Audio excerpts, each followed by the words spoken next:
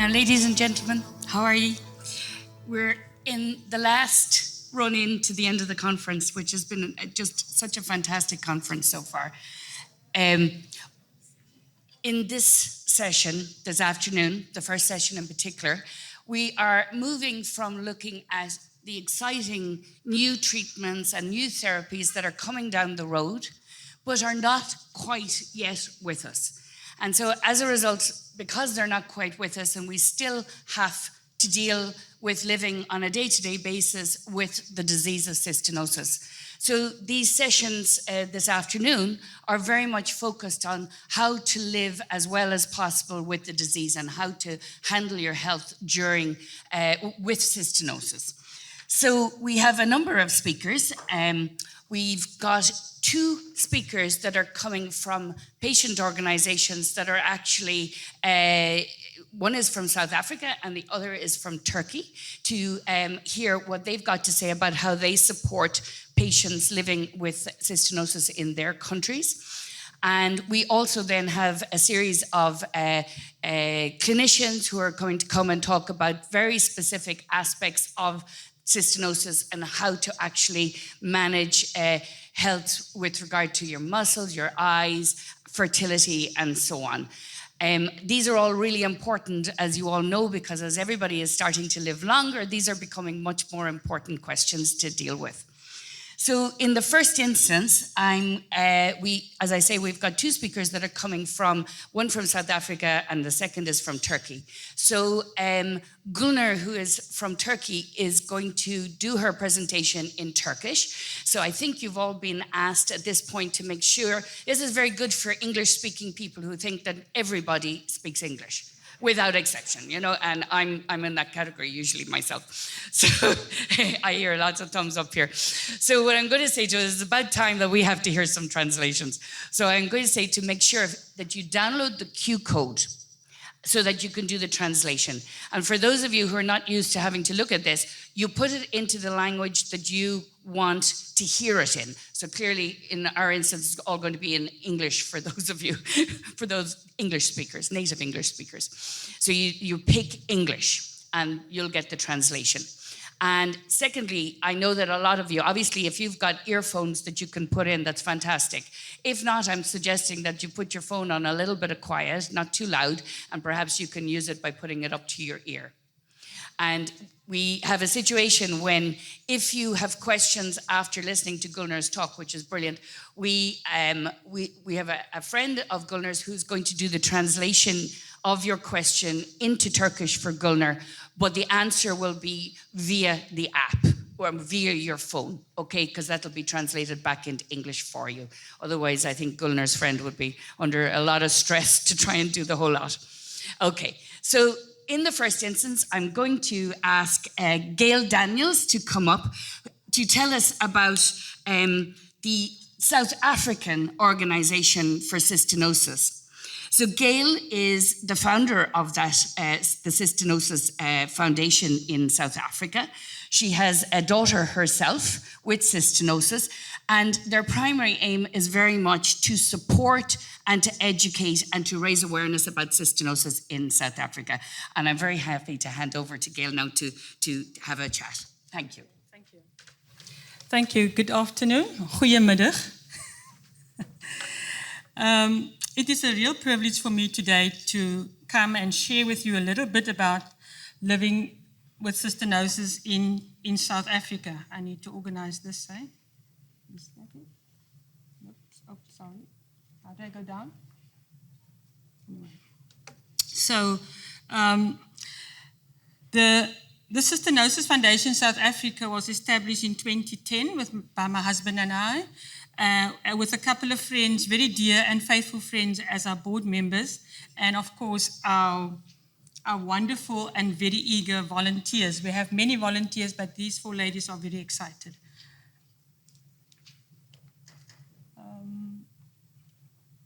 Is it the first one? That's the board members. Okay.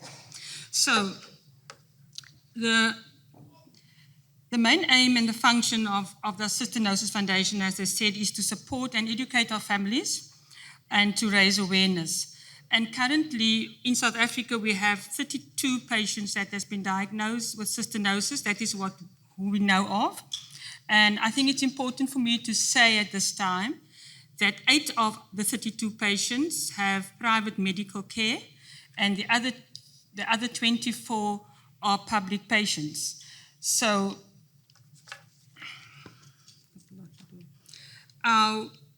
living with cystinosis in South Africa is very, very different to living with cystinosis in Europe or in the UK.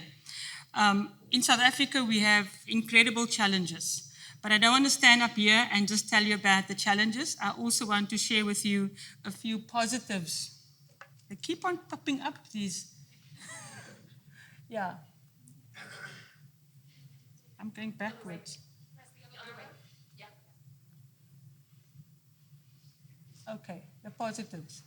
So these are the 3 positives I would like to mention to you today. And so the first thing is to talk about the excellent medical care. So we are very privileged in South Africa to have excellent doctors that take care of our children, and they actually go above and beyond to ensure that our patients get the best possible treatment, and often under very difficult circumstances. Our public patients, secondly, also get all the treatment from the government for free. And those of them that live in rural areas and on the outskirts of the city, they make use of the hospital transport. And that is also free to ensure that they do come to their appointments. Otherwise, there will be restrictions. They won't have money to come, etc. Thirdly, the foundation provides a wonderful platform for these families to share their experiences and to support and to encourage one another. What we also do is, once a year, we have a family event where all the families gather, and we have a big party, and this is a wonderful highlight for our kids and a lot of fun. And we also have our doctors who come and join in, and it's wonderful for them just to be on a very social level with the kids and the families so that they can relate to them in that way. So secondly, those are the positives, and we have many other positives. And I think one positive I really want to mention here today is the fact that even though our families live in severe poverty and they have much to complain about, we find that they don't complain that much. There's a wonderful spirit of gratitude amongst our families, and whatever the foundation does, they are just so grateful. And that to us, it's a wonderful blessing, and it's a wonderful thing to just witness every time that when we meet with them. So our challenges, like I said, are many, and one of the challenges I want to mention is the poverty. That happens at our gatherings once a year. The families can share their experiences, their highs and their lows, and of course, Father Christmas makes his appearance every year. And if you watch Oprah, you know she always has gifts for everybody. And so at the conference, at our gathering, I always say that Oprah has a friend, Gail, and there's presents for everyone. Yeah. So living with cystinosis or life-threatening disease is difficult as is, but to live with this disease in the midst of severe poverty is, for many people, unimaginable. Many of our families live in shacks without direct access to water and electricity. And sadly, due to these circumstances, most of these children will not get a kidney transplant because they do not meet the requirements. And so, unfortunately, with poverty comes a lack of education. And so what happens is when a child gets diagnosed, the hospital will contact me. I will go and meet up with the families in the hospital, and I will try and explain to the families on a more layman's terms, on their level, what cystinosis is about. I will explain to them about the foundation and how they, as a family, can benefit from belonging to the organization, and explain the support and all of that. And so what I also do is I visit them at their homes. I think the previous slide, I go to their homes, and then we have the extended family or the people in the community who's going to support the family. I then educate them about the disease and how they can support the family. So, I'll go the wrong way again. Yeah. And another problem that we have is the languages. In South Africa, we have 11 official languages, and you can imagine within our group, we have, I think, about 8 different cultures and ethnic groups, and so that's very difficult, but we try to manage. We use our hands a lot when we talk. So the last thing I want to say about the poverty is that, so when we started the organization, we had no idea how overwhelmed we were going to get when we learned about the poverty and the conditions that the people are in. So we realized that we can't just educate and support, but our support has got various aspects. So we also support our families practically. So the foundation has undertaken to give the families food vouchers about twice a year. And they look forward to it, and the need is just so great. And so we wish we can do more, but we are also restricted with our finances.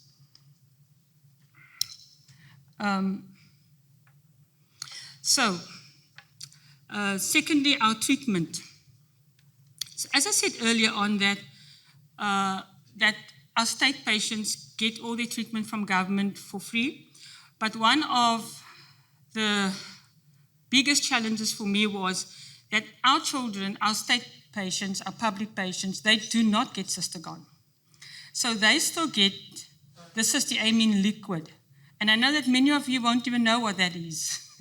So it's wonderful to come to the conference and to hear about Cystogon and Process B and all the wonderful advanced treatments. But it's oftentimes, it's very emotional for me because we're so far from that.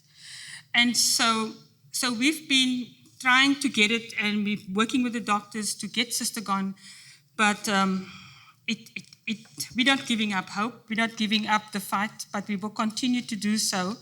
So last year at the conference, I was given an opportunity to share a bit about South Africa again, and I am very grateful for the response that we've had, especially for the CNE for their support. You know, it's being in South Africa. I looked at the map earlier that we put our pins, and I see that I'm the only person here from the Southern Hemisphere, I think. And so I can debate with myself and say, I'm not going because, you know, it gets too emotional for me. But then we will be so isolated and so far away. So it is good. And it is good to hear what's happening in other countries and how families are coping, and it is encouraging. So the CNE has given me great support, and just knowing that there are people that's behind you that is prepared to help is a wonderful comfort, and I'm extremely grateful for that. Secondly, after last year's conference, we've also been in communication with Recordati, and I was very encouraged and grateful for their interest of wanting to help to get Cystogon to South Africa. And through that, they have given us a reduction in price for the public patients, and we were very grateful for that. But we knew it's going to be a long shot because it was still a lot more expensive than what the cysteamine liquid cost. But we, in good faith, Dr. Mignon submitted the proposal to our pharmacy for approval, but unfortunately, the timing wasn't good as always, because it was at the time when the government had imposed heavy financial budget cuts. And so that poor proposal was put on hold indefinitely. And then also, because of the budget cuts, this year we found that even the cysteamine liquid wasn't available. So we have about 10 patients in Johannesburg, and those patients for this year has been for 5 months, they were without the treatment. And so the parents will phone me, and I do the interventions for them. I phone the head of pharmacies, and the account wasn't paid. And it's not so expensive, the powder. And eventually, I don't give up, so I keep on calling, and they get fed up with me, and they ordered the powder, only for me to realize that the powder that they ordered wasn't enough for all the patients. So someone gets to decide that you don't get, but you will get. And yesterday I was sitting here and one of the moms were chatting with me on WhatsApp, and she was saying that they are busy with it. They're using the last bit and it's again not available. So it's extremely frustrating. So that is where we are with the treatment. I also discovered in this time when we were busy with Recordati that there were, because my daughter, because we're on private medical insurance, she gets Cystogon. But it took us 2 years to get it because Cystogon is not registered in South Africa. So it's a lot of paperwork. So we discovered that there are 7 other families who also has private insurance. And so the foundation then assisted the families together with the doctors to fill in all the forms and submit it to their medical insurance. And I am very happy to say that there's 8 patients now who get Cystogon through the medical insurance. But we would love to see all the other kids getting that. Lastly, the other challenge is, just before I came to the conference, I'm looking for my notes, I heard that it's about the white blood cell cystine test. I was told that the machine that they used to do the testing broke. And then I've discovered that the National Health Laboratory System, this was the only machine that serviced the whole of the country. And so this is a huge concern because, looking for this slide. This is a huge concern because now our children can't be properly diagnosed, and it also affects the treatment. So now they said that they have used a private laboratory in the meantime, and so that option is also no longer there because something went wrong with that process. And the doctor told me that they've been trying to procure a new order second-hand machine since 2014, and nothing has come of that. And so this is a huge concern for us, especially since we've learned that cystinosis, the incidence for cystinosis in South Africa is the highest in the world. It's actually a 1 in 16 is the incident, and that we are supposed to, and that is because of the novel mutation amongst our black population. And so actually we should have approximately 75 diagnoses of cystinotics a year, and we're not even reaching the tip of the iceberg. So we need, the work of the foundation is cut out. We need to increase our awareness. We need to do so much more to support our families. But unfortunately, these challenges that we have all requires funds, and our organization's budget is limited. So I can go on and talk to you about a whole range of challenges that we have, but these are the 3 important things to us. And but we are grateful and talk about our budget and all of that. I want to, at this time, extend a big thank you. I forgot this. Oh, there we go. Hi, my name is... Oops, sorry. A big thank you to Jan, Marjolaine, and the Netherlands support group for their support. They've been faithful part. They've been partnering with us for many years, and we want to say to them thank you for enabling us to do what we want to in supporting our families. So thank you so much, and we are grateful for your support. So we are...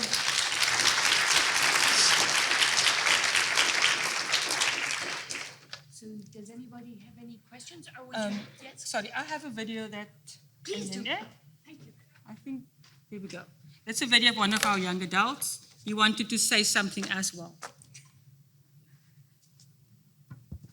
Hi, my name is Tori Kenny. I'm 23 years old and I live in Cape Town, South Africa. As you probably know from watching this video, I suffer from a very rare chronic condition called cystinosis. And the older that I'm getting, I'm starting to realize that it's becoming a lot harder to be compliant with my cysteamine medication. The reason for this is as I'm getting older, my life is getting a lot more busy, and the side effects of the medication is starting to affect me a lot more than what it did when I was younger.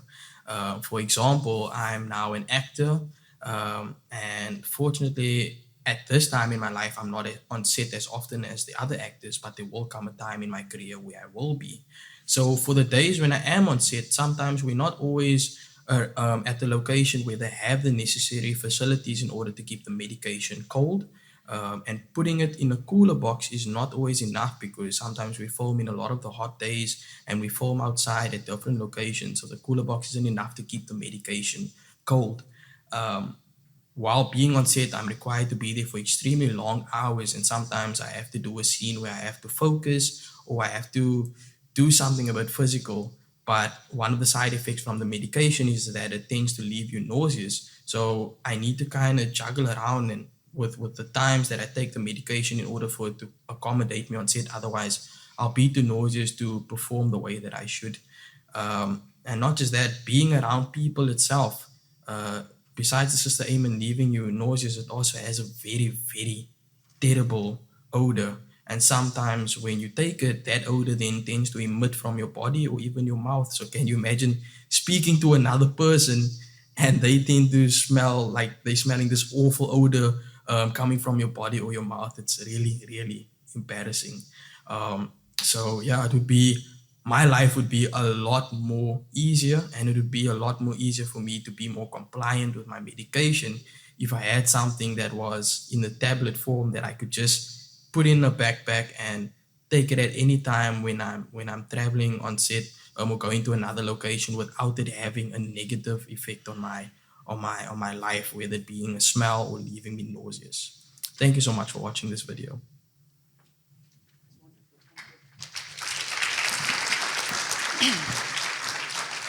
So, does anybody have any questions first? Yes, Arati.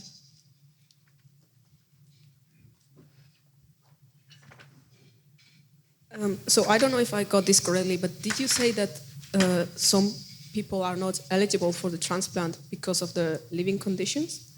And what requirements are these?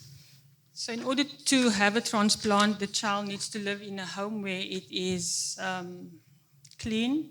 They need to have running water.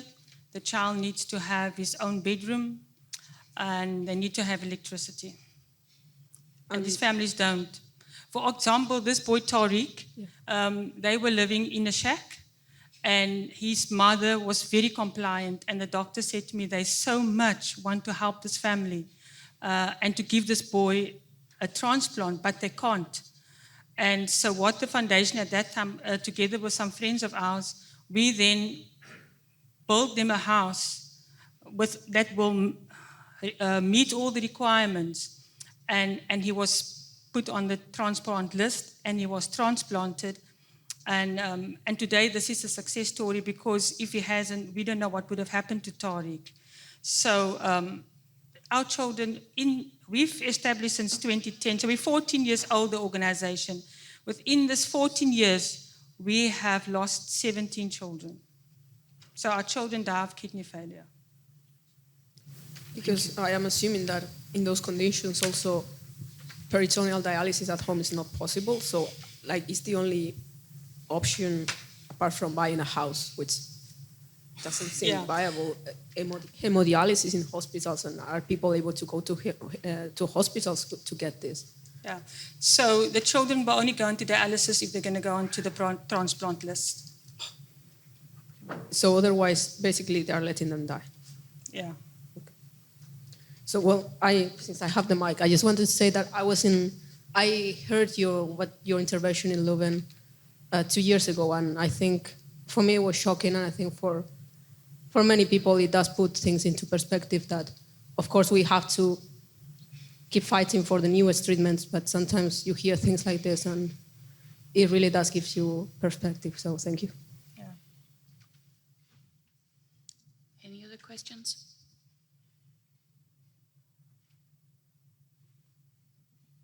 Okay, maybe, yeah, maybe, are we okay? Yeah, maybe Maybe we'll move on. Thank you, Gail.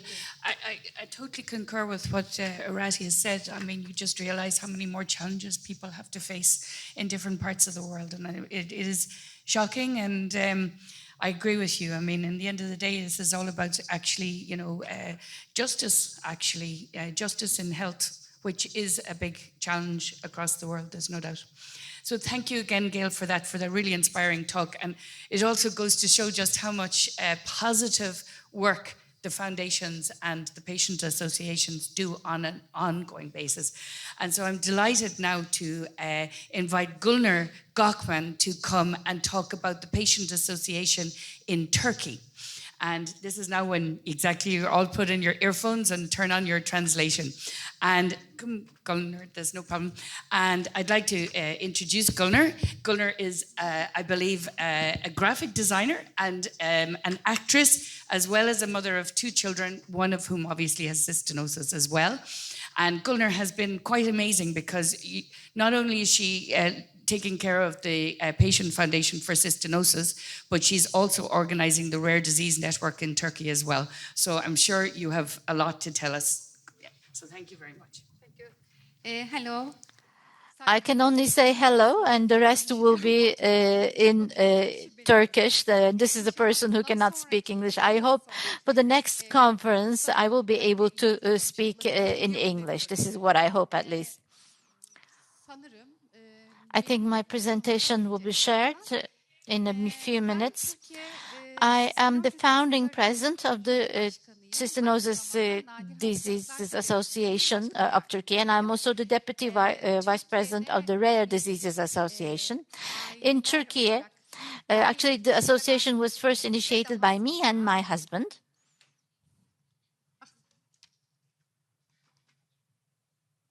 Okay. Thank you. Thank you.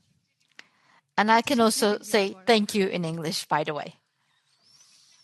When we established the association in 2016 in Turkey, after we established the association, actually the disease has been diagnosed in Turkey for many years, but the patients and families were separated from each other and they did not know each other. And once we established the association in 2016, we came under one roof. And within 8 years, we have actually reached 652 families. And one of the aims of the association is that we're not fighting against cystinosis, but we're learning to live with this disease. And this has been our slogan. We're not fighting against cystinosis. We know how to live with this disease. Our aims is raising awareness, access to treatment, reimbursement. There are a lot of marriages amongst relatives. We want to also create awareness on that. Neonatal screening, PGT, early diagnosis.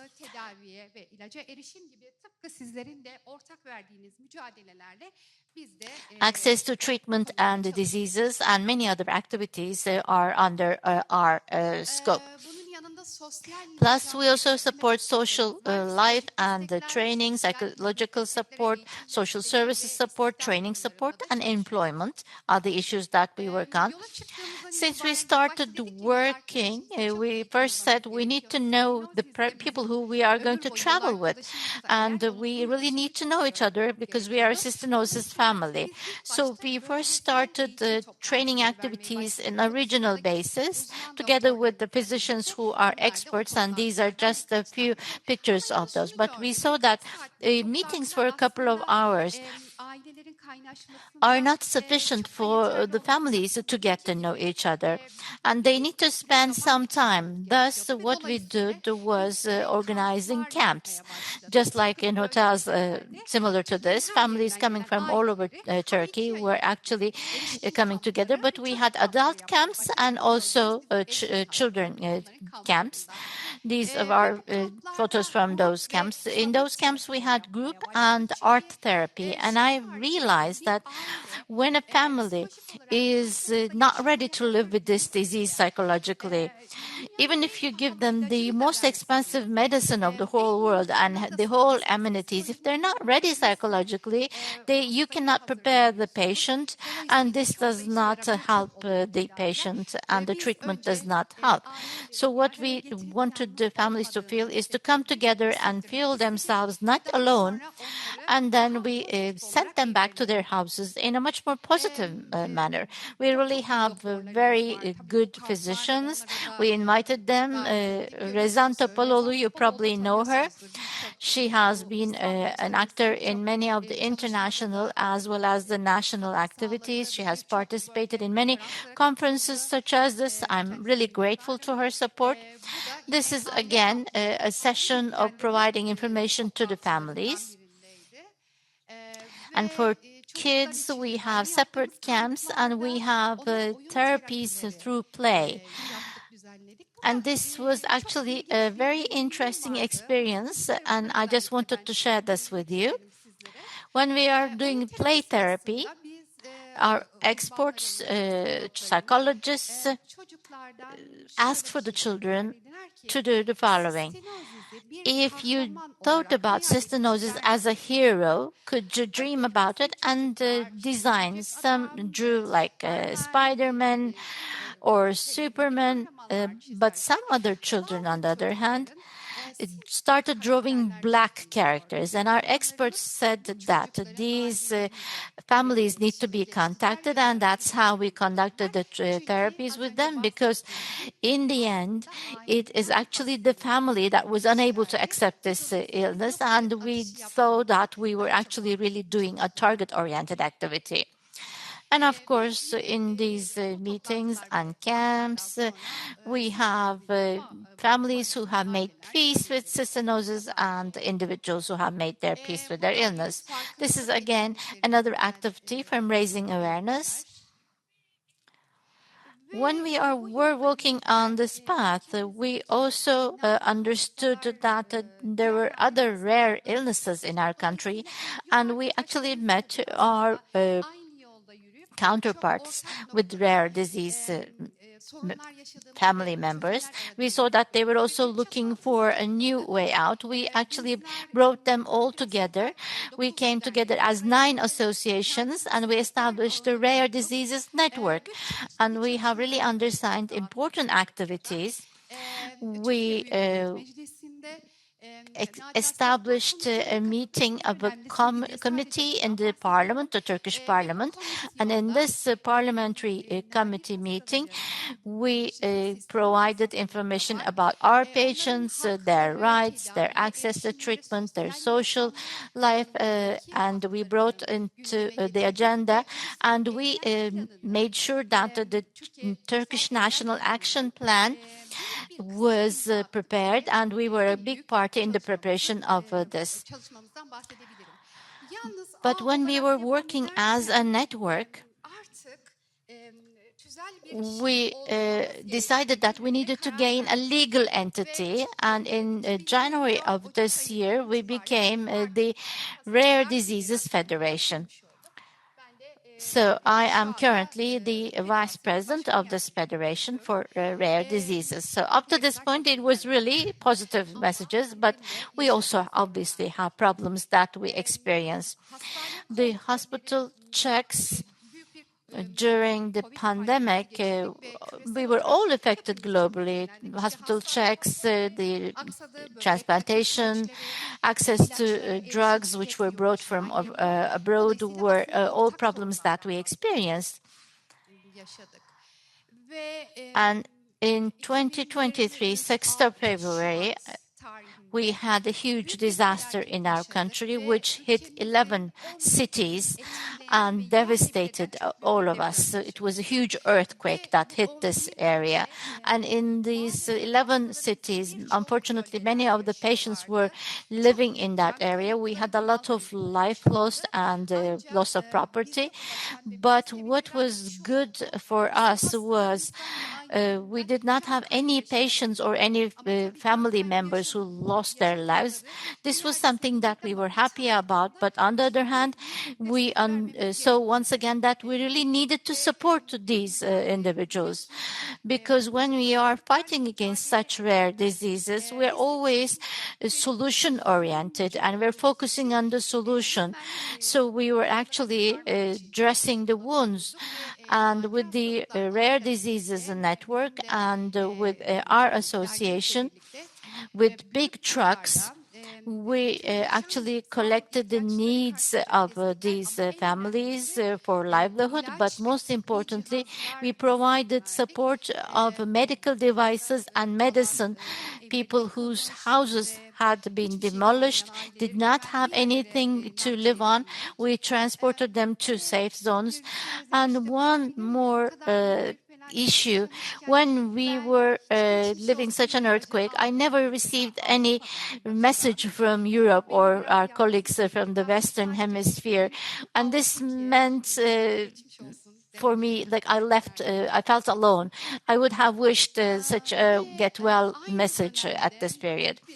2023 was again a bad year, and at that period, the Ministry of Health actually made certain changes for the provision of medicine from abroad. They made certain changes to the regulation, and for a long period, we were unable to bring medicine from abroad. And for the eye drops, there was a generic medicine that was produced in Turkey, and everybody was curious about this. But unfortunately, this was only produced for 3 months. Many patients used it. I did not prefer to use this one, but 3 months after, the company went bankrupt, so there is no longer a generic sister drop-like drop that was provided. So for sister drops to be included in the reimbursement list, we fought once again for another 8 months, and finally it's actually in the list, but for 8 months we were unable to use sister drops. On sister drops, I also want to share the following message with you. Families also know that such treatment actually, it is really important that you do them on a routine basis. But for sister drops, even before all these disasters, we were unable to have regular access. We were having the sister drops for 3 months, and the coming 5 months, we were unable to have access to this. So we had these drops, and for me, drugs and medicine are like legislation. I abide by the hourly routine, but I had problems pertaining to sister drops, and I think this is something that we need to accelerate in relation to the provision of medicine. For the authority, like I said, because we're in the Federation of Rare Diseases, which is a big advantage, we have resolved many of our problems with the national authorities. For 2025, we have certain plans as of the pandemic, and after having experienced the earthquake, one disaster after another, we had actually suspended many projects. But in 2025, there are actually projects that we want to realize, because in a country where we have so many disasters, which is affecting lives, actually accessing these families and providing psychological support is really important. We really need to do these camps. This is the first item on our list. And lastly, we should continue working not to save the day, but the future. And I would like to indicate that I am very excited to be here. I do believe that you are also sharing the same sentiment. I know that we were a big family, but seeing this is really important. I would also like to thank the group that has supported me and I hope that I will be able to do a presentation in English in 2 years' time. Thank you.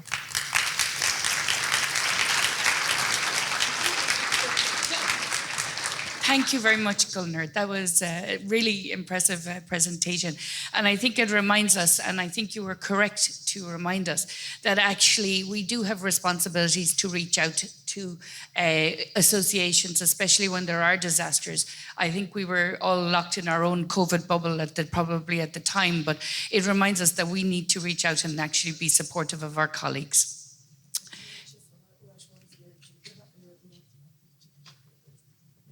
Not at all. And I also applaud you, and I think it also reminds us that yes, cystinosis is a rare disease, but the truth of the matter is rare diseases are not rare. And together we can actually fight a lot more effectively than on our own. So I also applaud you for that. So I'm going to ask, is there any questions in the room for Gulnar? I've actually got one. So Yes. I just wanted to ask, I really like the way that you put about accepting the disease, like living with it and accepting it. And you mentioned supporting families in Bunu ailelerin kabullenmesi vesaire için yaptığınız çalışmaları çok beğendim. and I wondered what that support looks like. Like, is it counseling or is it something else? Destek veriyorsunuz ailelere bunu kabul etmeleri için. This is not something I deliver, but we have expert psychologists who are adult psychologists as well as adolescent psychologists. So together with them, we have online training and awareness raising activity, but also through these camps, and it's really very effective. Gerçekten.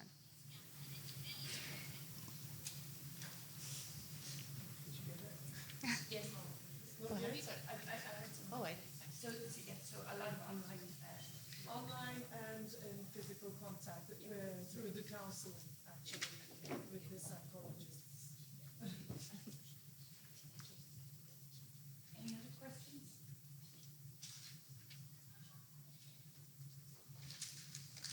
Well, Gulnar, thank you so much for your presentation. And I think it's wonderful that you are here and networked now into Cystinosis Network Europe as also. So we look forward to working with you again over in future. Thank you. And I think they've been two excellent presentations that have given us an understanding of just what the patient charities actually do for people on the ground. So it's a huge amount of support on practical things that people need.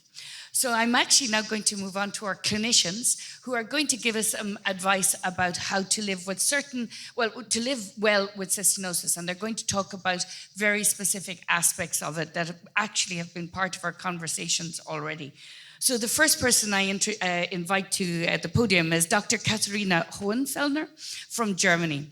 And I think you've probably already heard Katharina introduced you before, but she really has been a pioneer in the area of patient care for people with cystinosis. And she has introduced multidisciplinary hubs, one-stop shops for care long before, I suppose, any other country. And we, certainly in Ireland, we aspire to it, and we can see it already being rolled out here in the UK.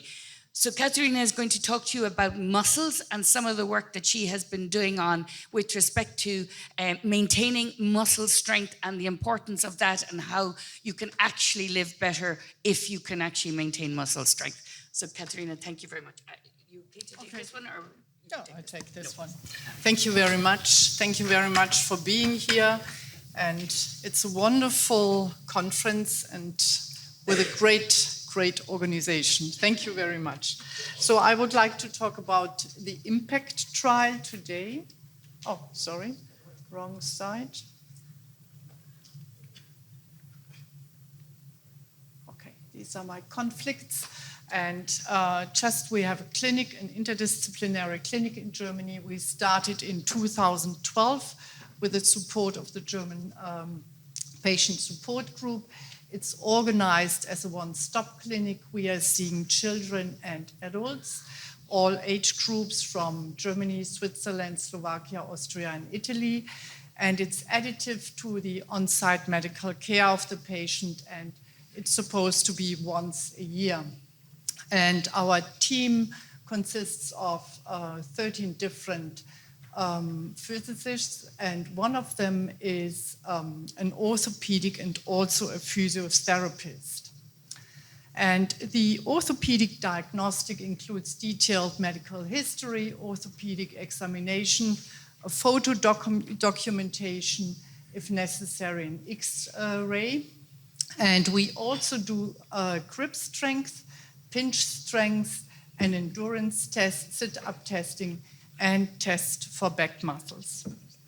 And this is probably what you all have done already, the YAMA dynamometer for the strength testing.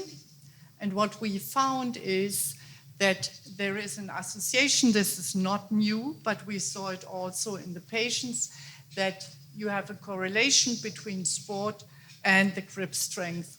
And as you can see here in the hand, no sports, a lot of muscular atrophy, 5 kilogram, 11 kilogram, but we also have patients who are doing a lot of sports and who have a very good grip strength. Now, if you look at the patients from the clinical side, you have different possibilities to evaluate them about their muscle strength, and one is the Medical Research Council scale, and this depends on the neurologist. This is just an examination. But you also have a tool which is independent of the neurologist, and this is to evaluate the muscle performance by the Esslinger Fitness Index. You use a plate, as you can see here, and the patient has to jump 3 times, and then the whole body performance is calculated. So we did a study on 57 patients, and it was very interesting because the Medical Research Council scale was normal in all these patients, but the Esslinger Fitness Index, which was measured by the machine, 64% have been 64% of the patient underperformed. But there was a correlation between the performance and if the patients are doing sport or not. So when we looked at our patients, and this was retrospectively, we looked at 97 patients, and we looked at the first time when they visited the clinic, 53 males, 44 females. The mean age was 16 years, and of course this was a very inhomogeneous group regarding age at first contact, previous and actual therapy, compliance and lifestyle.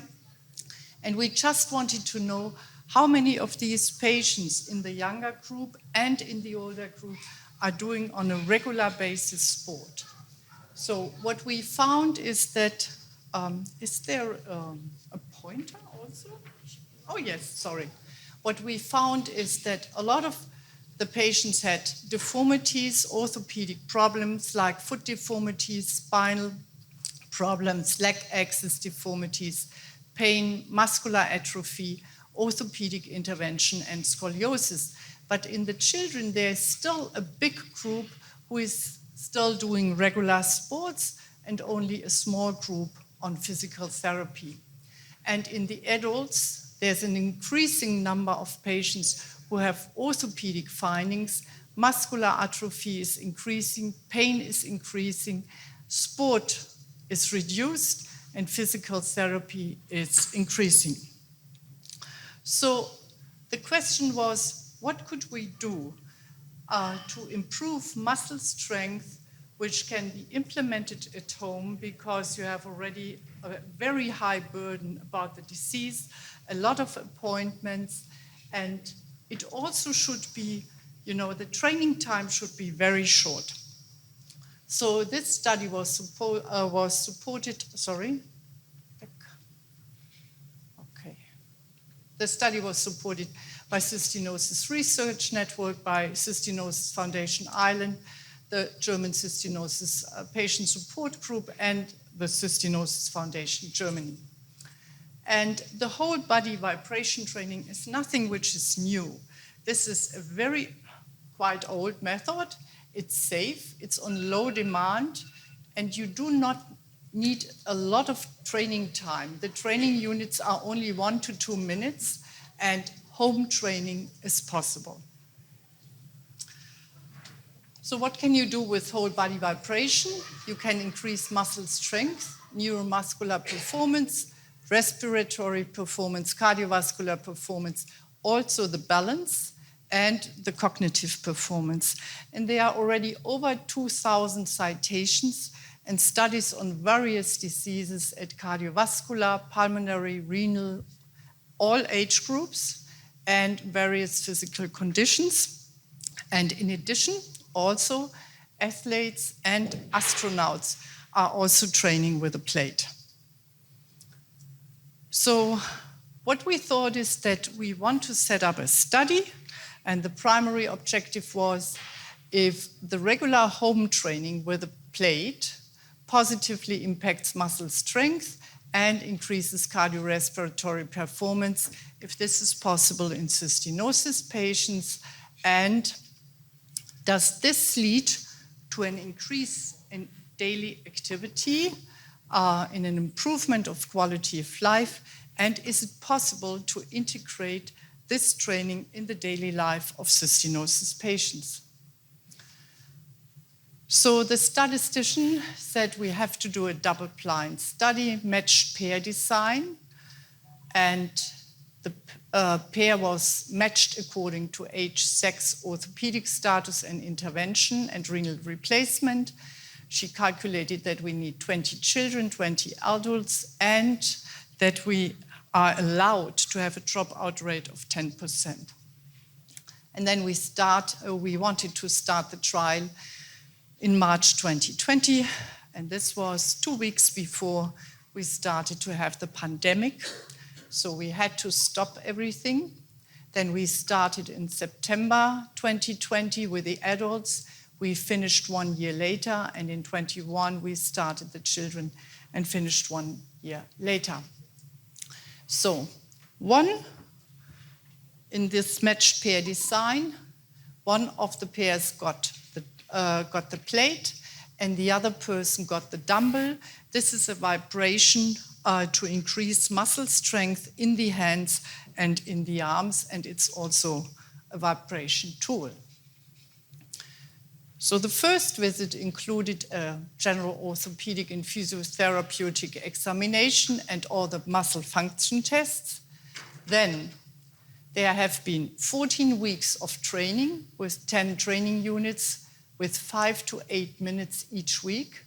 And we asked the patient that they have to complete 75% of the training sessions each week. We needed a daily documentation of the training, and there was an online supervision once every 2 weeks, and if necessary, even more often. Then, after the 14 weeks, there was the next examination, only muscle function test. Then 3 months later, another examination, only muscle function test. And in this time, the patient could have done whatever he wanted to do. And then the last examination, this was 1 year later after the patients have been enrolled, was a complete examination again with a complete orthopedic and physiotherapeutic evaluation. So this is again in detail. So clinical examination, physiotherapeutic and orthopedic examination, and these have been the muscle function tests, including a 6-minute walking test and a quality of life and well-being questionnaire. So these are now the results. So we recruited 19 children and 20 adults. 1 child dropped out just 1 week before the trial started. Then we had the problem that to one of the patients, the wrong tool was assigned. We had 4 patients who did not deliver their training diaries, and we had another 3 patients who trained less than the 75%. So this was the downside because we had a mixed pair design, and therefore we had to exclude 9 pairs, meaning 18 patients, leading to a dropout rate from 46%, and this left us with 22 patients, and that's the reason why we can't evaluate the trial from the statistics side.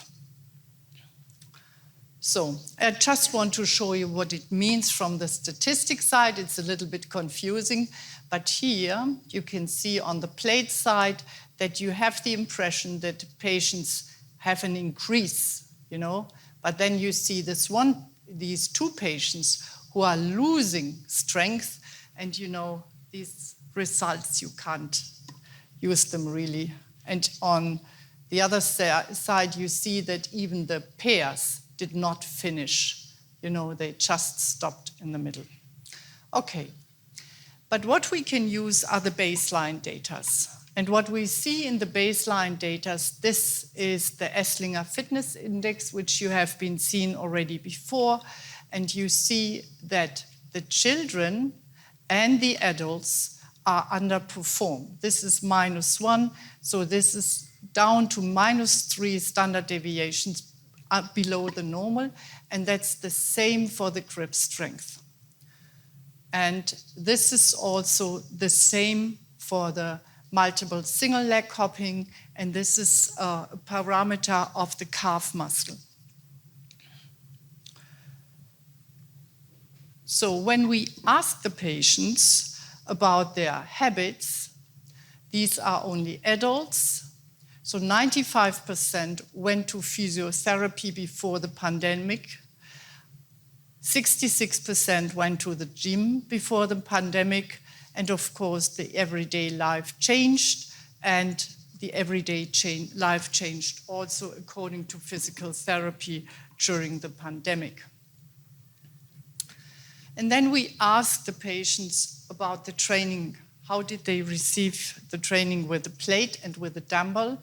And what we saw is that the dumbbell was not very good for the adults, and it was also quite difficult for the parents and also for the children. Training for the plate was much better received, also for the parents, and also the children have been undecided.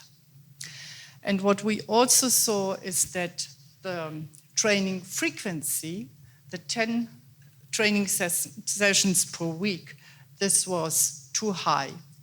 But here you can see we would continue with this training, and training with the plate was very well acknowledged. So, conclusion.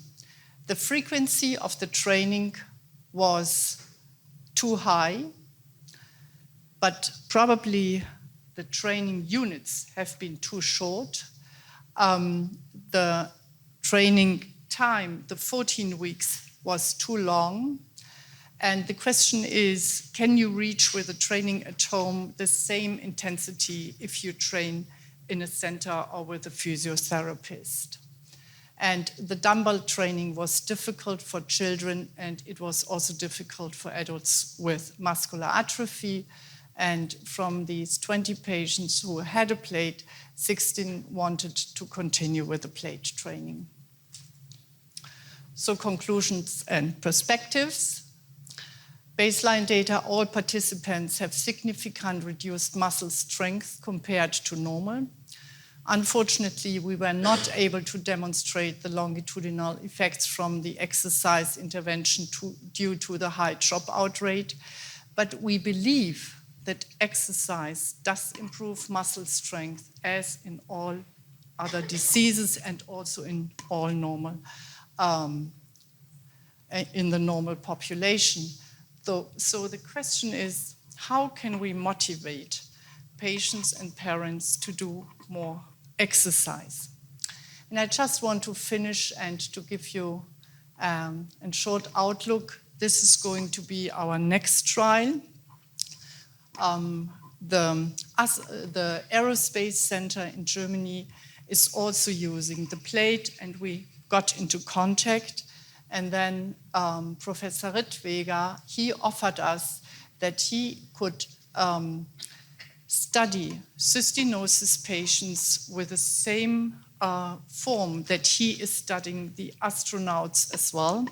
And this is going to be a trial which will start hopefully by the end of next year, which will include a lot of tests and hopefully will give us a better view of the muscle in cystinosis patients. Thank you for your attention.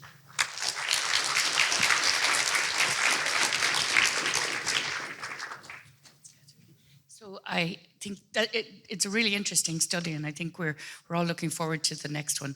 And it only emphasizes just how difficult it can be to go and actually do some of these trials. So have we got any questions? Yes, loads. Irati. Yes, a question and then a comment. So my question was that for the measurement of the muscles in the legs, I saw that the tests were jumping tests, jumping on one leg, jumping on two legs.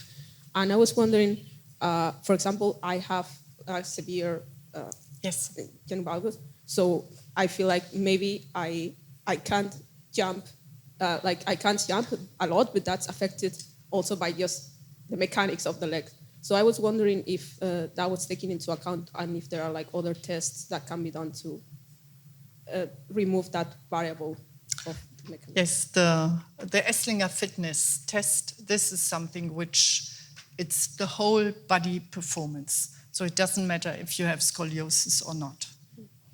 And it's age and sex adapted. Okay. And then it's not a question, it's more of a comment to make people think, since there are a lot of families and patients here, that I don't really know if a 46% dropout rate is normal, but I don't care. Like, we cannot afford to be normal. These studies take so much time, so much money, so much planning.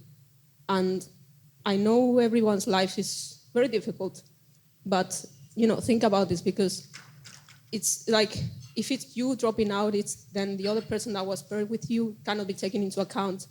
And suddenly, we already have so few people, and suddenly you have a study that takes years to plan, and you cannot go anywhere to say, hey, look, this worked, because you just don't have the numbers. And in the end, it's data, you need people, you need numbers. So just to encourage people to, try their best. I know everyone is trying their best, but try harder. I don't know. Try your extra best, because it's really important.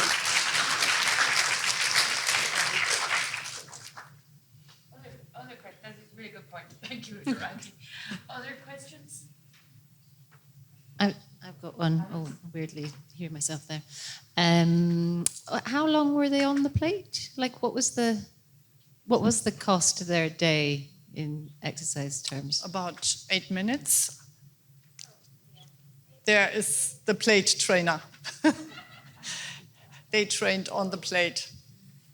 Yeah, my daughter take part in this study trial, and it was not really easy to train her with her each day, because for her it was really boring. Only 10 minutes a day, but to make that each day, it was not that fun. So she is making another sport, so she makes parkour, and she goes 4 times a week there, and it has really more impact than this. So yeah, make sports, and she's doing well, and she has no problems at the moment. So I think sport is a good thing to do for all the cystinosis patients. I think this is one of the points. This is that the frequency was too high. You stand on this plate, and it's vibrates, yes. And then you have to do some exercises. Maybe I can show that it's easier.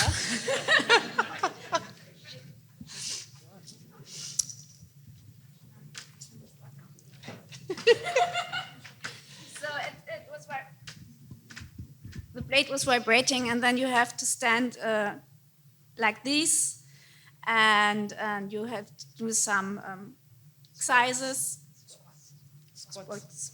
Yeah, and only with 1 foot on the plate, and yeah, something like that. Or you have to stand on the toes and heels. Yes. So you have to change it sometimes, and for nearly 10 seconds. And yeah, it's really hard for the legs and the muscles there. It's a good training. But for children, it's not that. Yes. But nothing with the arms when you're on the plate. Nothing on the arms for the plate. We had the plate, and also a lot of, maybe she can also say something. No, I think it was not so good. No. Thank you. Very helpful. I think this is a very good point about the children. This is what we have been discussing as well. It has to be fun, you know, and this is something probably the patients have to decide how children could have more fun. So it can be integrated. Yes, sorry. What I can say is we finished well above 75%. So we're kind of 95%. But I can say that 13 weeks is a long time. It doesn't sound very, very much, but it is 10 times a week. So it is more than once a day. And then you have some holidays or whatever. And there's always something, right? But at the end, we push hard. In the beginning, it was fun and we enjoyed it a lot. But 3 months is a long time. So it was not, we are kind of, you know, trying to fulfill the commitment we make. And but I have to say that after 3 months, it was not so easy the last 2 or 3 weeks, Yes. but you did a great job. We all know that exercise is tough. Or we have a question over here. Hi, are there any particular types of exercise or sport that you think would be beneficial for patients? Sorry? Are there any particular types of exercise or sports that would be beneficial? Or you say sports generally, but is there anything in particular? What we do is that every patient who comes will get individual exercises because they are all so different. But I think muscle strength is extremely important. And I think the child should start very, very early. And the best thing is if somebody finds a sport where you can integrate the child and where the child has fun. But I think muscle improvement is, it's very important. So it's not really a question, it's kind of to add to that. I hated sports when I was younger, couldn't run, my cardio is awful, but when I was 33, I discovered aerial hoop, and it's like really good for your strength and conditioning, and I do that now weekly. So I think my thing would just go and find something you love, and you'll want to do it. And I think we have kind of a bit of we often use exercise as a punishment. We need to get off that. It doesn't matter. We're looking after our bodies and making sure we live a long and healthy life. And I think that's what we need to push.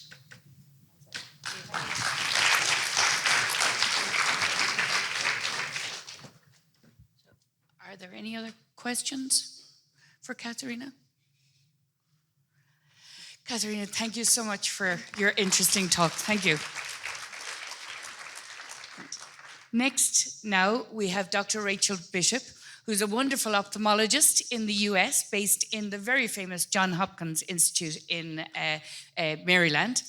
And Rachel has been treating the ocular complications of patients, of people who are living with cystinosis for many, many, many years. And you may actually, many of the people in the room here would have heard Rachel speaking because she's now collaborating with the new Shohan in regard to the lenses that we hope actually might eventually be able to be a better way of delivering cysteamine. So Rachel is obviously going to talk about eye health and eye complications, and I'm looking forward to hearing about it. Thank you very much. Well, I am thrilled to be here and have enjoyed meeting many of you these past 2 days, especially excited to meet families who are here for the very first time at a family meeting. And my one goal with the few minutes I have is that nobody should leave this room feeling that the eye care part of this whole regimen is daunting or can't be done or feels desperate. So if you're still feeling discouraged, after I get a chance to share. Please find me in the break, because that's not acceptable. I really want you to be comforted that this can be managed, and I'm going to try to give you tips, but find me if I didn't succeed, okay? Is that a deal? And I can...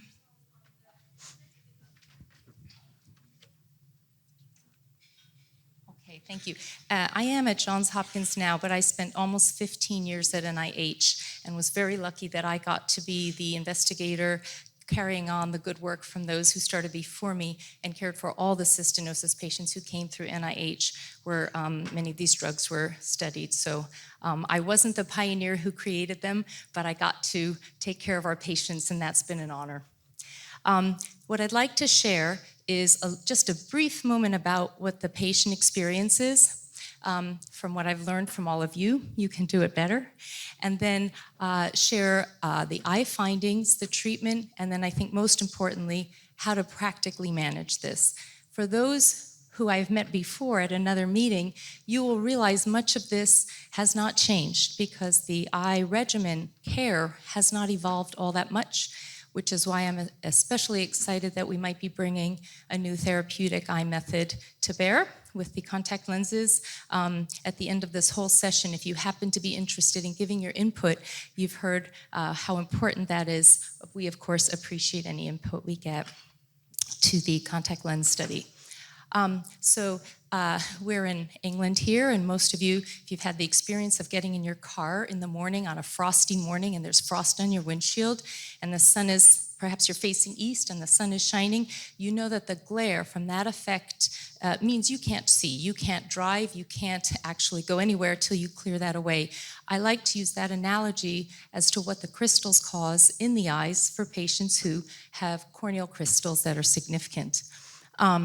The light sensitivity and photophobia can start in the first years of life, age 3 to 4, with eye discomfort by age 10, and tearing and eye squeezing, which we call blepharospasm.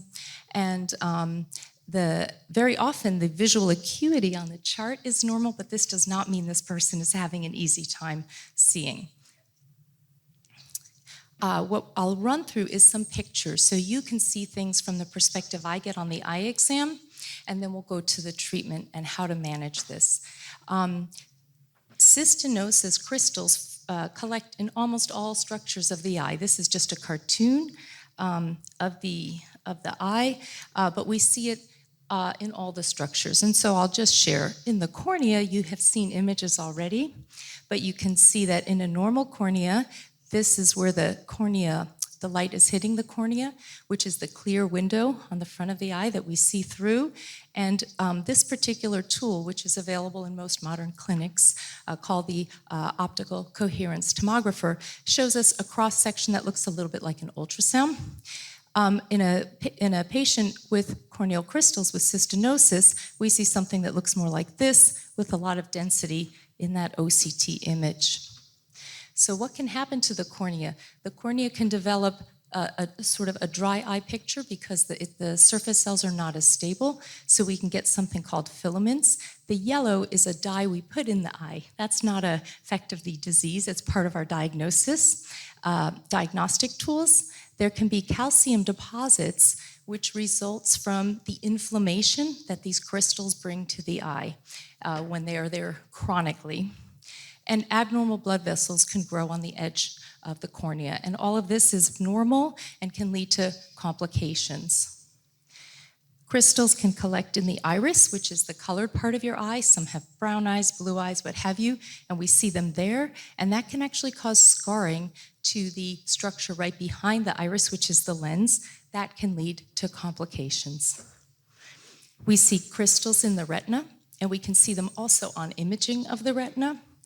And patients who have not received systemic therapy can develop a pigment change in the retina. We call it a retinopathy that impairs vision. So in patients who have not had systemic care, they can develop a pigmentary retinopathy that on visual field testing leads to a constricted visual field, as we might see in a patient with glaucoma, where the vision loss is on the outside and they can develop more of a tunnel effect. Now, this is very important for several reasons. Patients with cystinosis can develop increased pressure in the brain. We believe this is an effect of multiple potential culprits. Growth hormone can lead to a higher rate of elevated pressure in the brain. And then there's a belief that the actual drainage of the cerebrospinal fluid can be cluttered with the crystals. But what can result is that the optic nerve swells that we can see here on exam, optic nerve swelling, we call papilledema, which is really an indication that the pressure is high behind the nerve in the brain. This can lead to vision loss, and it's also an indication for us of what's going on in the brain. The neurologist needs to be involved to manage this condition. This is one of the reasons why every individual with cystinosis needs eye exams, even if your corneas are very well managed and you're doing great, because you would not be able to know that you're having papilledema. So yearly eye exams are on the regimen of eye care. Some people, of course, need more than yearly, but this is the baseline recommendation. Okay, so what do these look like? You've gotten to see from Dr. Schauhen's slides a couple of these, but actually looks like little shards when we see the corneal crystals through the in vivo confocal microscopy, which is this sort of complicated imaging method that gives quite beautiful images. In the conjunctiva here, an electron microscopy, you can see it appears, we see a different sort of version of this crystal image. And this is in the conjunctiva. This you know, of course, cysteamine is the key to soaking up to leaching to clearing these crystals. The retina gets an excellent blood supply, so the drugs that you take systemically treat what would be the effect in the retina, including the pigmentary changes. Children who are placed on therapy very young, we don't see these pigmentary changes, so that's great. But the cornea has no blood vessels, which is why the eye drop treatment and direct therapy to the surface of the eye is needed. I'm not going to go over this in detail, but just to show that the studies which started to be published in the 80s by my predecessors at NIH were the foundational work in working on cysteamine treatment in the eyes, first proving efficacy in several children, then in a slightly larger group, and finally a large natural history study with 170 patients, followed 24 years of follow-up for the longest member. I love this slide. We call it the raindrop slide, and it's taking 10 patients from one of the studies here and showing the effect of what we call the crystal score. Dr. Gall, one of my colleagues at NIH, along with Dr. Kaiser Kupfer, who was the ophthalmologist there, developed a 3-point scale, 0 to 3, divided in quarter increments based on photography of the cornea, which grades the crystal load in the cornea. Now we have newer imaging modalities, some of which I've already shown, that reflect the crystals in other ways. But anyway, you can see each line is one patient, start and end, over a period of 8 months to 41 months. This is variable, showing that the crystal scores started along these top lines here, as high as 3 here, and were able to be brought down with the use of cysteamine eye drops in liquid form over typically about a year. This guy traveled, maybe this was the one that was 41 months, but this is time axis on the bottom. So this is a very encouraging tale, and this required, of course, diligent use of the drops. Just to match a couple of pictures of 4 different patients, here's the take-home message is just that the drops work when they're able to be used correctly. A 15-month-old, 2 years of treatment, brought from a score of what we would call 1 to a fraction. A 28-year-old, 1 year of treatment, brought from 2.5, again a fraction, to 0.25. 25-year-old, 12 months of treatment, brought from a score of 3 down to a quarter, and you can just see the clearing compared to a very densely packed cornea.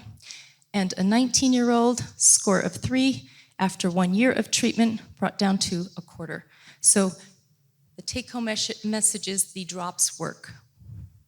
Okay, so of course, we have various formulations. I'm not going to say in detail because you know these already. The Cystaran drops, these were approved by the FDA in 2012. The Cysta drops, you had them earlier in Europe, of course, and then the United States in 2020. The difference being the viscosity. The thicker the drop, the longer it kind of sticks to the cornea, so the less often it has to be placed on the eye, because it's really the corneal contact time that's allowing the drug to work, to interact with the crystals in the cornea. So does that make sense? Therefore, fewer drops need to be used in the day if it's a thicker version. The flip side, of course, is if you have kind of a thicky goop on your cornea, you're seeing a little bit blurry until that is finally washed away, which is why blurry vision is one of the difficulties that patients have to manage with the more viscous formulation. Yet on the other hand, they don't typically have to use the drops as frequently, so it's a bit of a trade-off. Both of these formulas contain the preservative, the BAK, which can be problematic because it can be an irritant, particularly the more it's used. And so sometimes pharmacies are making a BAK formulation, compounded, a BAK-free formulation, and that's an option for people who are sensitive to or even allergic to BAK. So, in terms of frequency of eye exams, I mentioned the 1 year at a minimum. When I have a patient in my clinic for the very first time, the frequency of follow-up depends on how they're doing. And we heard about the psychology of the experience of both the family members and the patients in managing cystinosis. So building that relationship with your ophthalmologist is very important.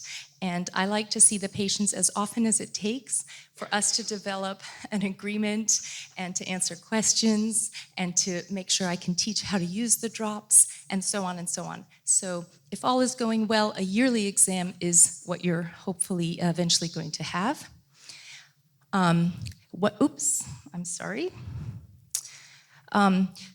What equipment is needed at a minimum is an examination microscope. We call it a slit lamp microscope.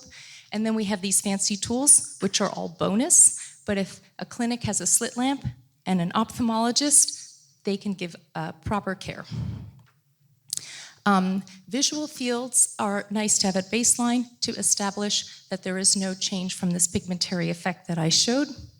And now I'll just show some pictures that are the other imaging modalities. You've had a sneak peek at these already. Here's the slit lamp photograph. Here's this anterior segment OCT, which uses light energy to create a cross-sectional, as if you slice the cornea to see the actual crystals. This is a pentacam. It is another instrument we use to capture features of the cornea. And then this is the in vivo confocal microscopy, which is a little more difficult to get. So it's typically used in research settings, not as practical for many clinics and also for many patients, but very important to allow us to see crystals at multiple levels in the cornea. So this is the slide that I hope will have some impact for those of you struggling with eye drop use. I think the very most important step, very first step, is to say this can be difficult and just acknowledge that. I think it's already difficult to manage the multiple needs systemically and doctor's visits and therapy and such. So lucky for us, the eyes in some sense are a little bit forgiving. So if you have just recently had a diagnosis of cystinosis, I would put the worry about the eye care at the bottom of the list, manage everything else first, and then come back to this, because the crystals do accumulate rather slowly. And if you're ready and you want to jump right in, fine. But please don't think that by delaying a little bit, you're hurting your eyes. In our experience, if you're diagnosed early, say the young digits of life, hopefully through newborn screening, even at birth, then this can wait until you've got the other systems under control. So just know it's difficult. So when to start? I would say the right time to start is when there's observation of any crystals, and certainly that can be at a year of age. I actually think we might be getting to a point, and I hope, where maybe we're putting whatever therapy in even at younger than a year and preventing those first crystals from even forming in the cornea. So I encourage, if you're using the eye drop formulation, the label was made based on our studies, and it says every hour while awake. Nobody can do that, of course, but you might be fine with 8 times a day. And I encourage you to be flexible and be creative with how you get those 8 doses in. They don't have to be spaced an hour. They can be spaced 30 minutes apart, as long as your eye is tolerating it. If it's not turning red, if it's not feeling irritated, feel free to compress the frequency. So you might get, in a school-aged child, you might get a couple doses in before school. They come home from school, maybe you get 6 more doses, and that gives you 8 doses or something like this. And that arrangement might work. The ultimate test is when you go to the eye doctor, if they're saying things are looking good, then that means your methods are working.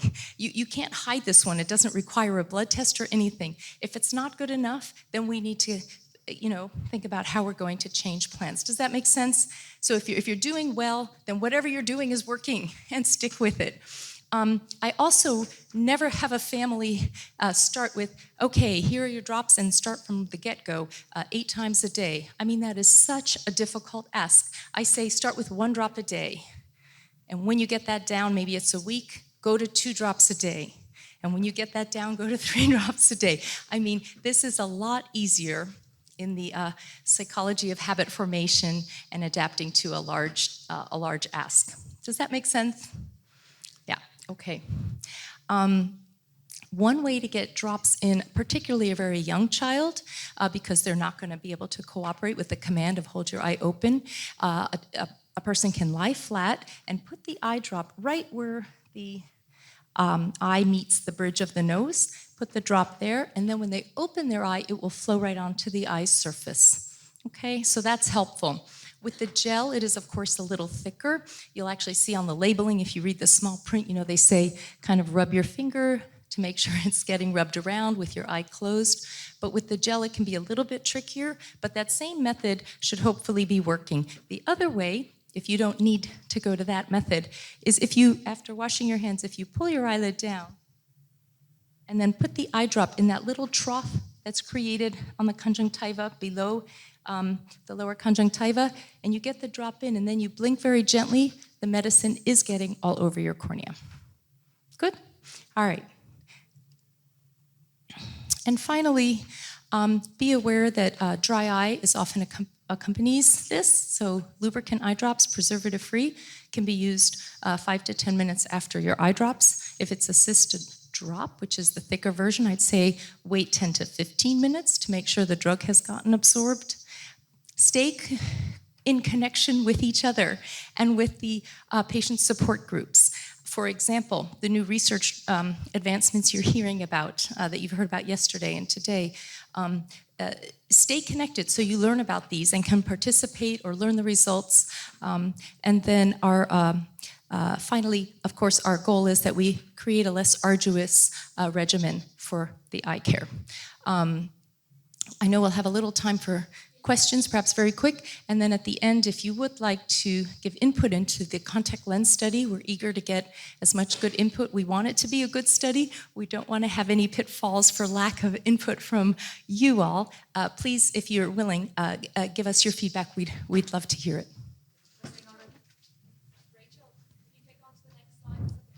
Is it?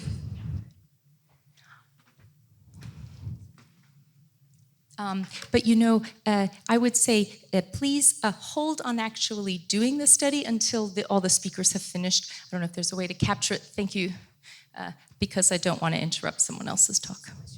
Yes, hi. Hi. What I had to say is not really a question, more like a remark. When you do the slit eye exam, you can ask the ophthalmologist to use blue light instead of regular light, because I had trouble for the longest year and wouldn't do the test because it would hurt my eyes. But with blue light, you have less, it burns less. So That's just advice.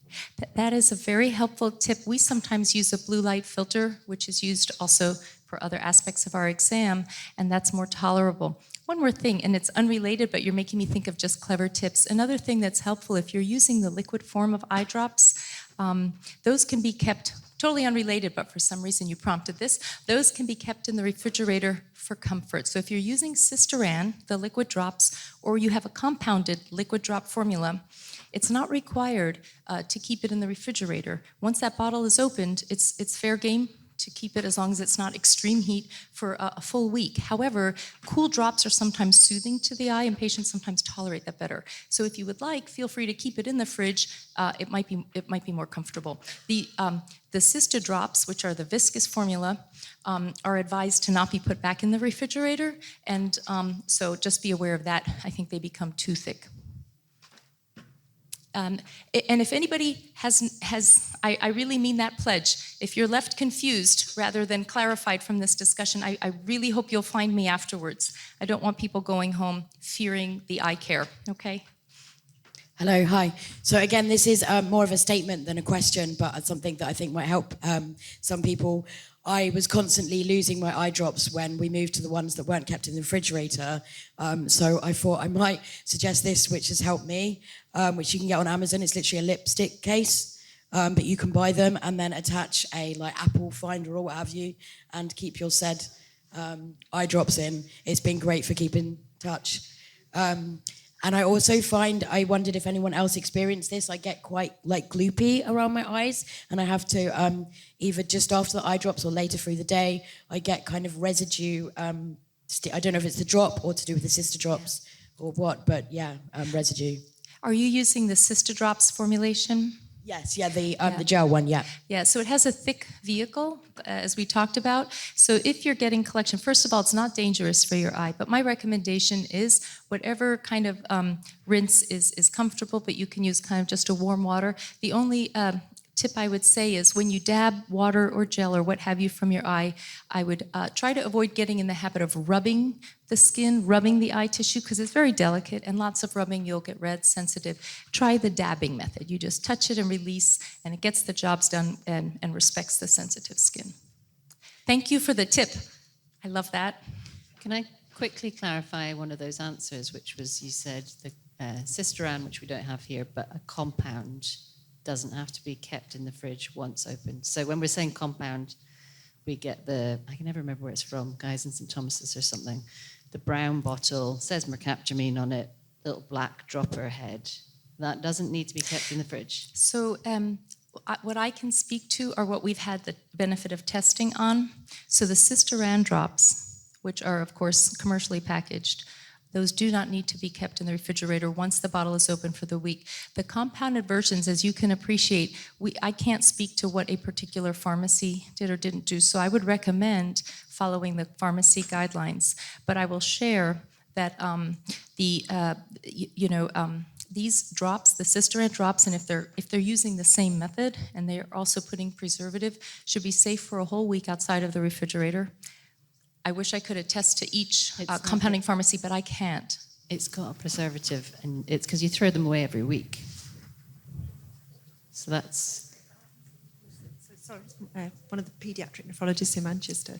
The Guy's and St. Thomas's formulation, which is 0.55%, has to be kept in the fridge between applications. The Cysto drops, absolutely not, just as as Fiona's described. But yeah, if you're getting them from Guy's and St. Thomas's in the fridge, I'm afraid. And I wish I could explain why that is, like why one particular, maybe they didn't have the advantage of running, what's that?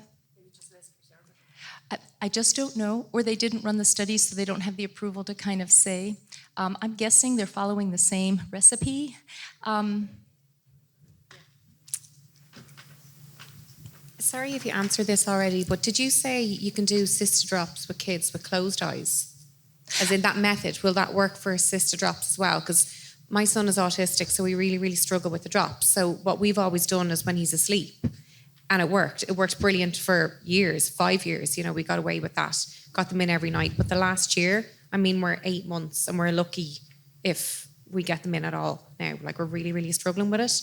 And we've been like he gets really bad hay fever as well. So we were just kind of waiting until all that stuff is finished to even try to do cysto drops during the day, because as I said, we're just not getting them at night. But can I close his eye and do the, like, will that work, or it'll be too sticky?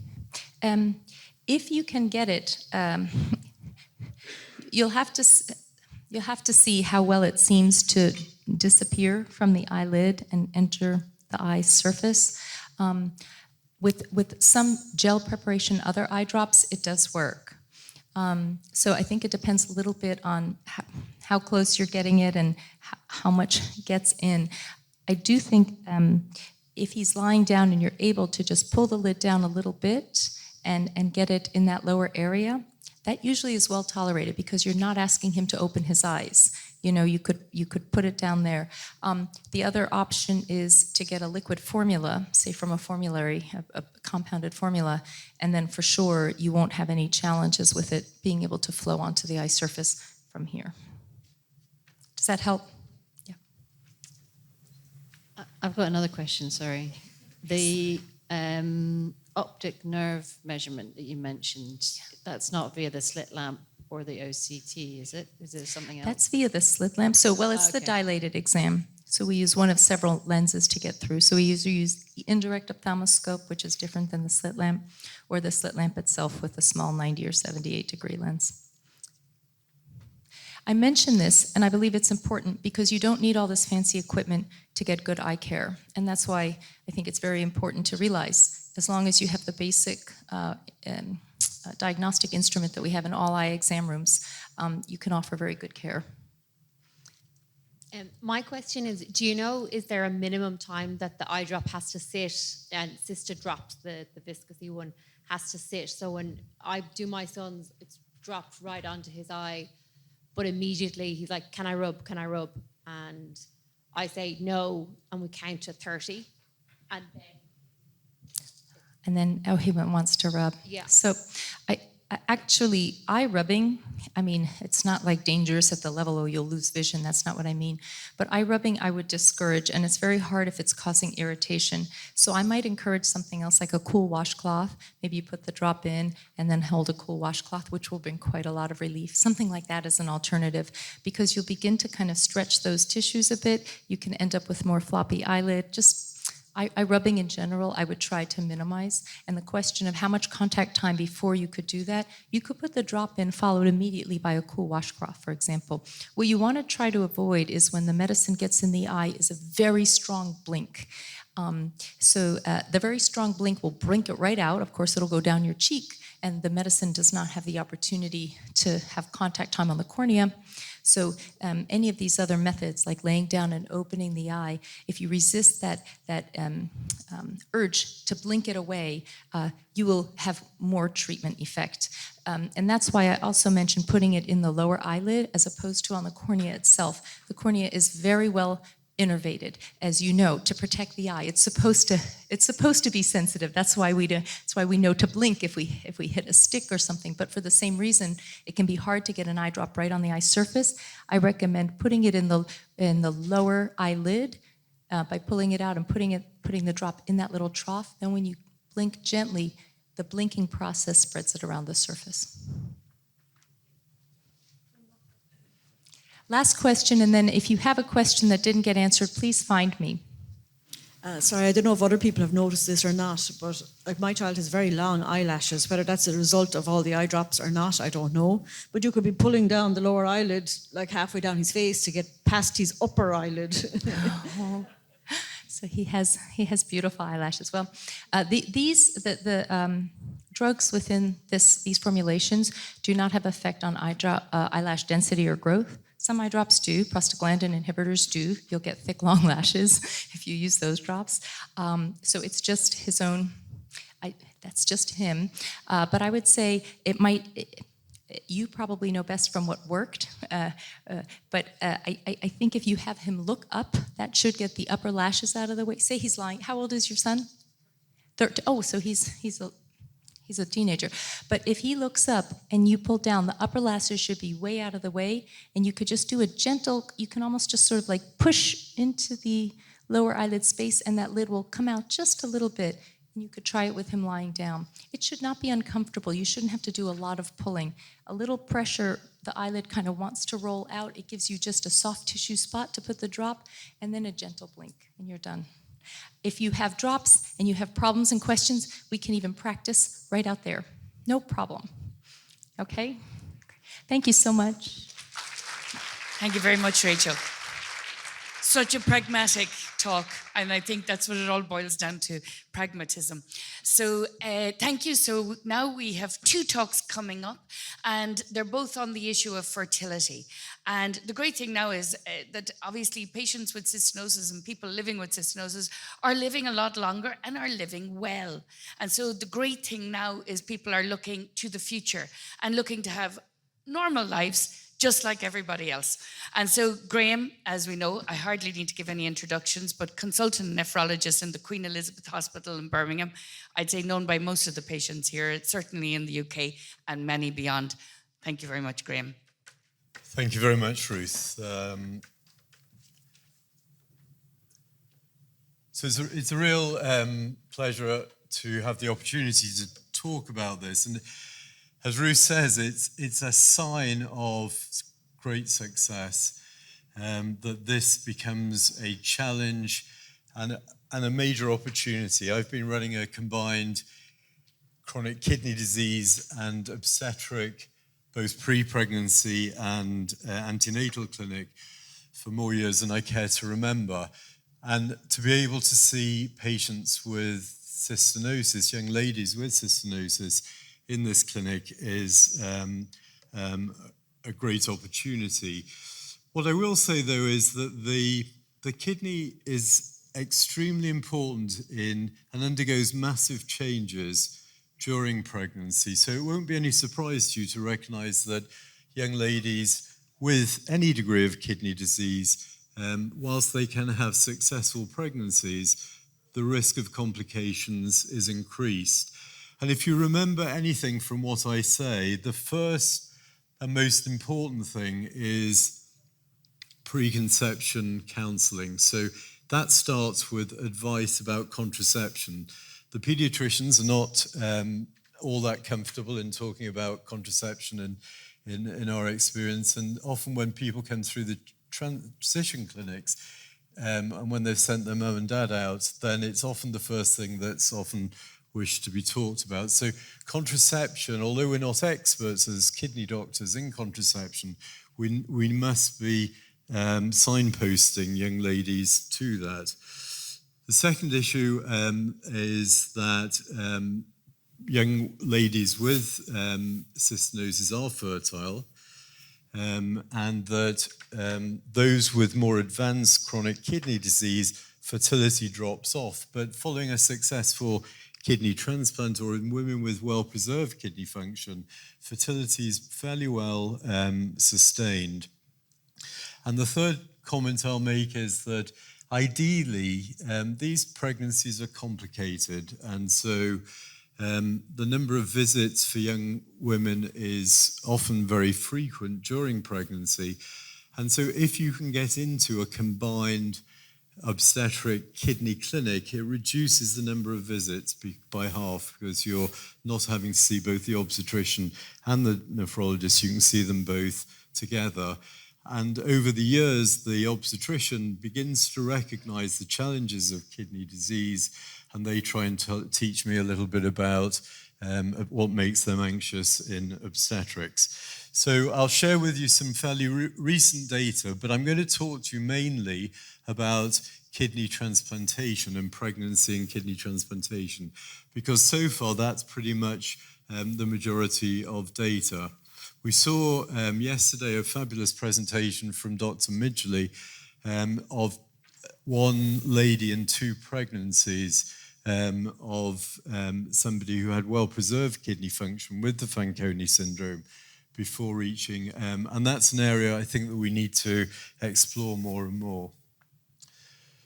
So fertility is rapidly restored after advanced kidney failure or dialysis.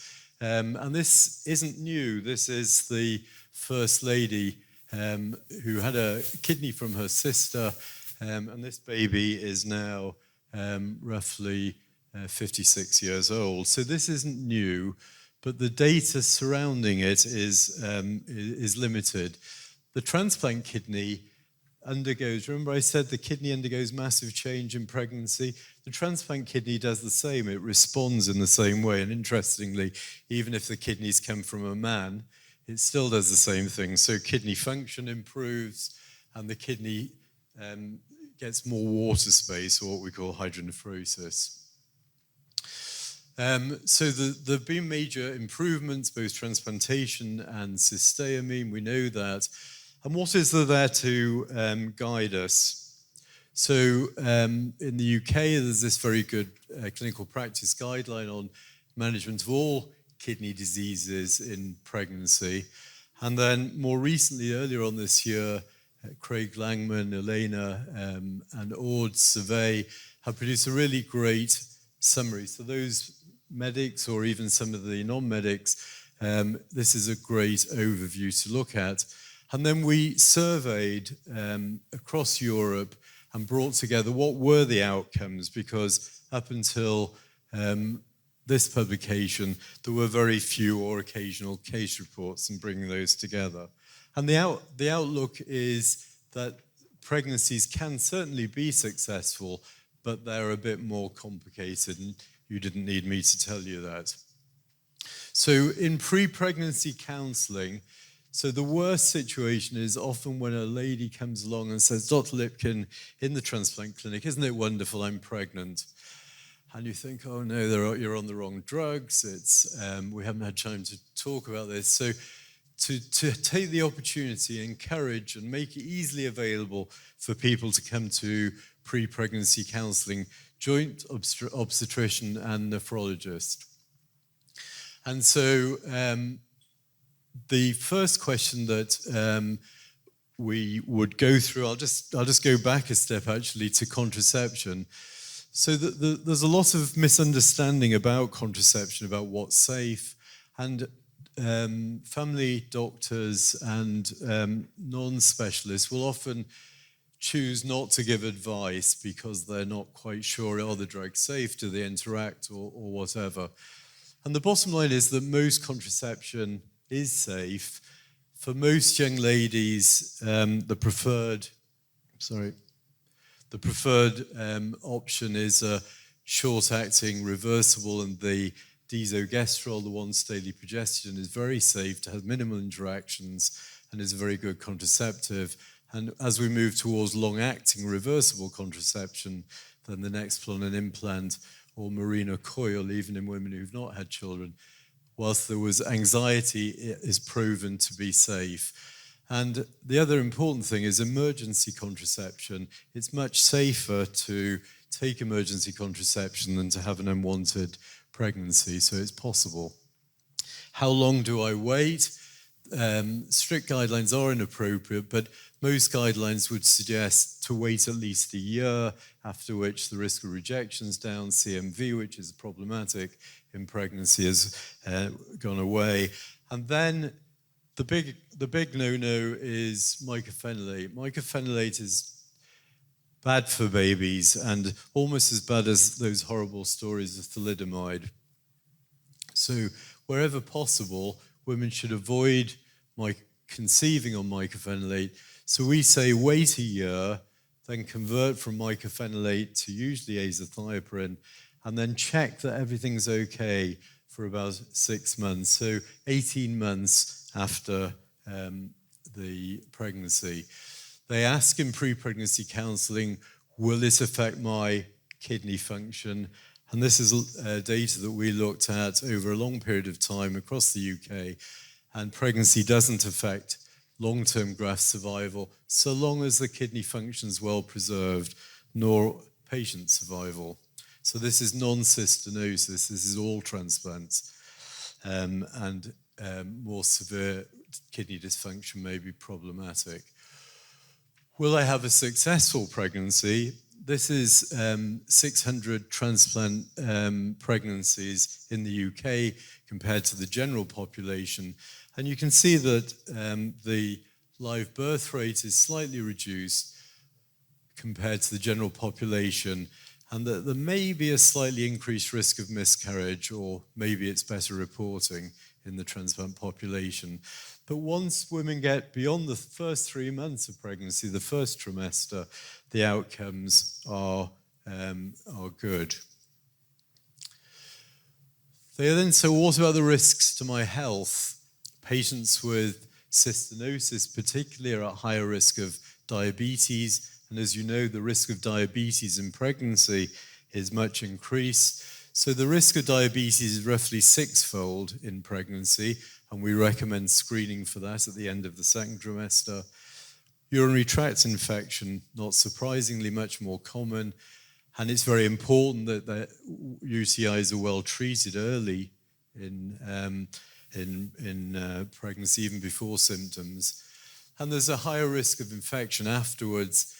The big issue, though, is that of preeclampsia.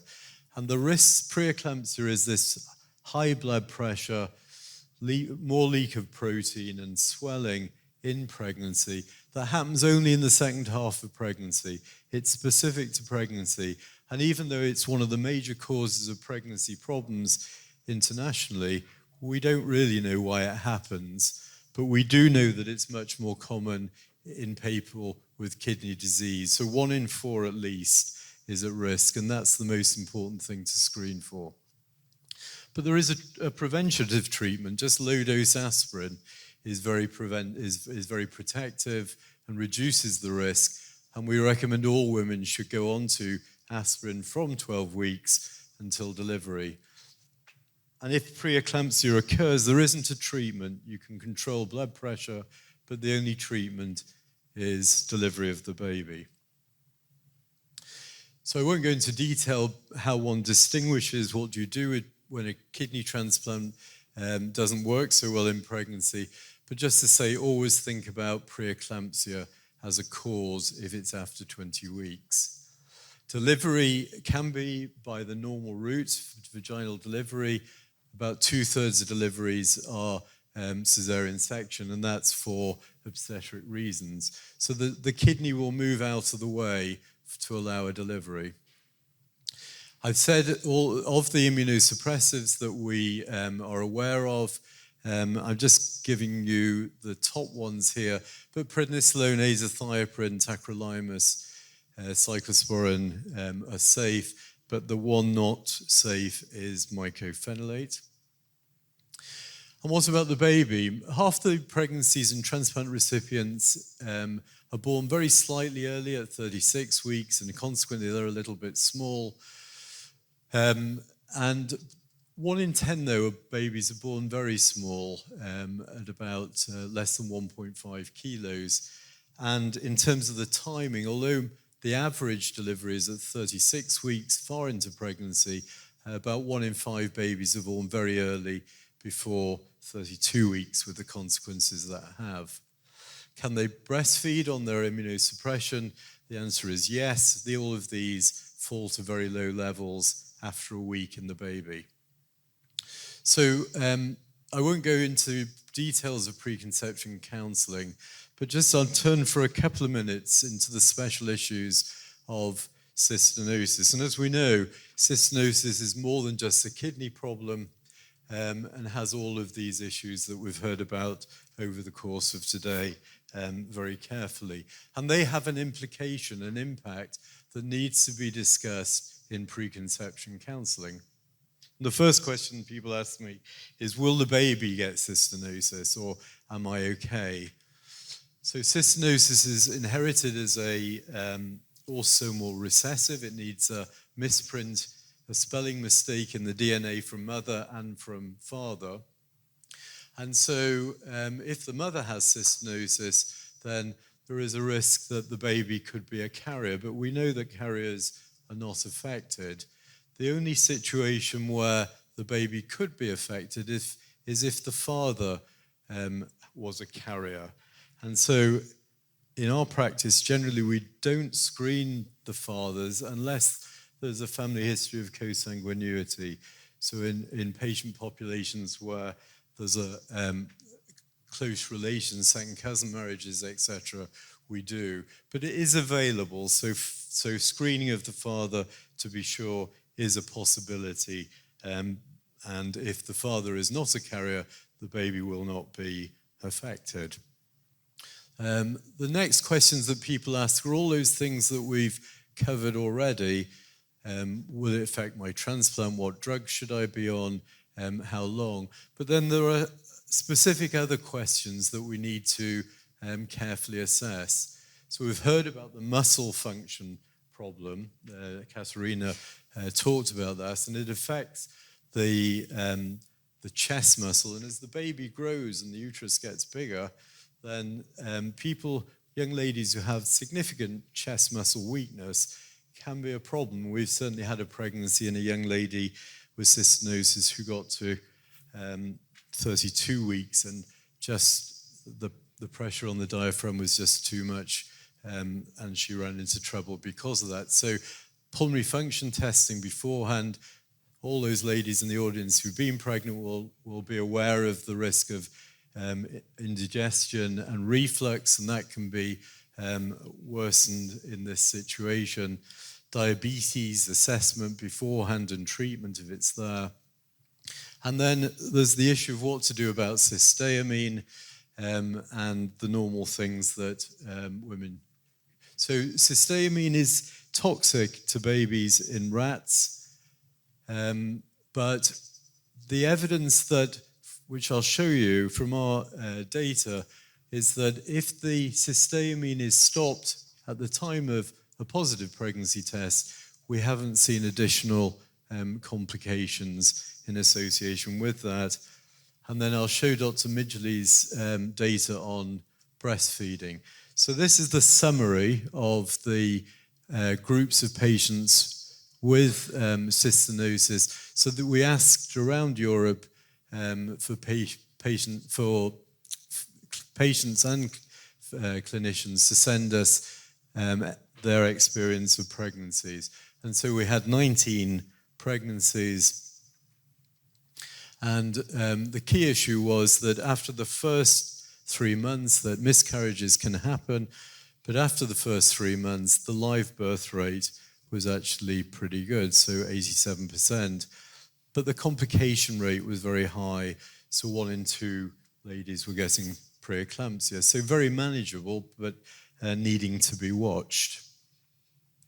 And then what about the babies? Because the pregnancies on average were a little bit delivered earlier, so I remember for the standard transplant patient it's average 36 weeks. For these women it's 34 weeks, and therefore the baby's a little bit smaller. Those women who stopped cysteamine when they had a positive pregnancy test, the babies were normally formed and were healthy. So that was good. And then this is the data that I was talking about. We didn't know whether or not you could restart cysteamine. So we stopped cysteamine during pregnancy. Can you restart it when the women decide that they would like to breastfeed, or should we delay? And the suspicion is that the breast milk excretion is very small. And so for our ladies, we say with the cystinosis that there are many, many benefits to breastfeeding. And if you're very keen on doing this, then we allow them to restart cysteamine and breastfeed, and the baby's carefully monitored. So just to finish, women with cystinosis are fertile. The outcomes after transplantation in pregnancy are good. We've heard some outcomes earlier yesterday that those with Fanconi syndrome with preserved kidney function can have successful pregnancies. I don't think we know enough yet to be prescriptive about things, but there are high rates of complications, particularly preeclampsia and early delivery. And the secret to improving outcomes is preconception counselling.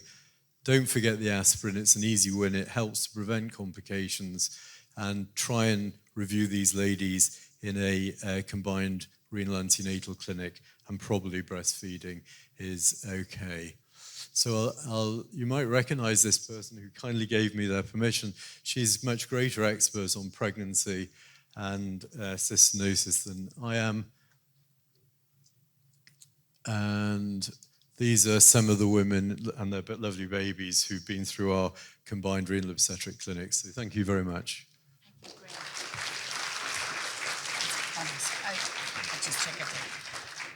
Now, we are actually under a lot of time pressure, and we still have one more person to talk briefly. So maybe we just take one question, and I know Graham and Kunrad later on as well.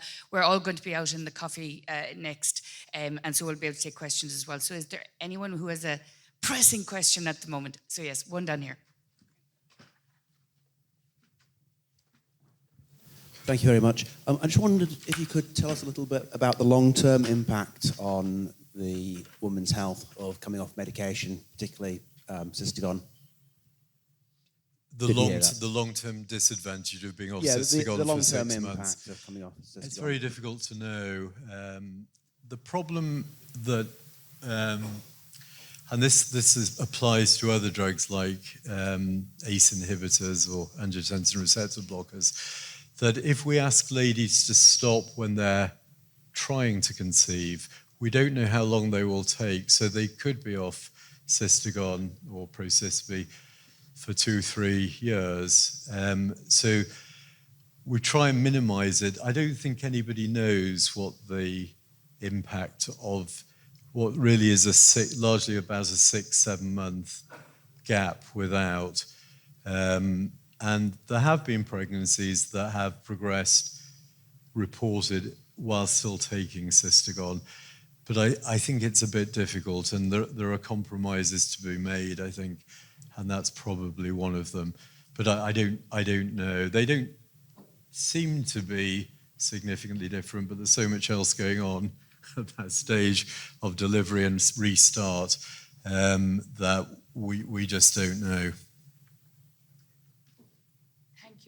I'm sorry for cutting this discussion short this time, but I'm going to introduce Kunrad Vase now, who's actually going to come and talk about male infertility. So slightly different issues involved here. Kunrad, thank you. Short introduction, unfortunately. Thank you so much for this introduction. So first of all, thank you again for the organizing committee for giving me the opportunity. So I've been asked to talk about male aspects in fertility. I'm just going to finish this presentation. Yeah. So I've been asked to talk about mainly the research that we have been doing within the group of Elena Levchenko in Leuven on the male aspects, the male fertility aspects in cystinosis. Part of this research was funded by Cystinosis Ireland at that time. So, so my talk will be mainly from this perspective, from the research that we conducted.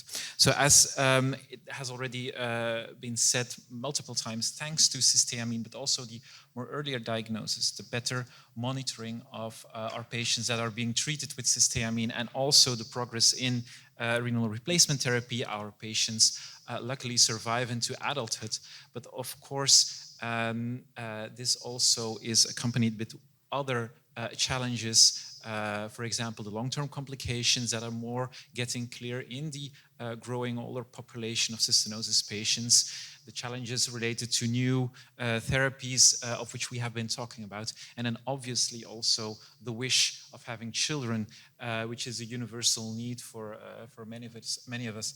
So this is obvious that this is also a need that needs to be addressed. So, let's first take a small step back. If we think about fertility, what's in a name?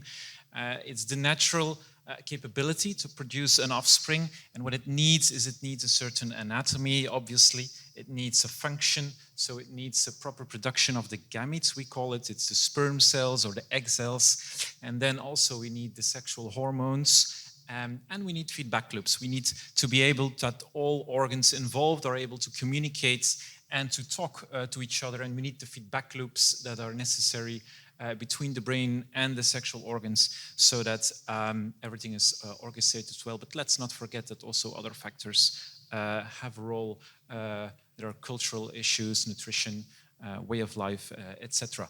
So fertility is more than just the anatomy, the function, and the hormones. But I would just like to take a minute to more specifically refer to some of the structures that I will be talking about. So as you can see on the slide,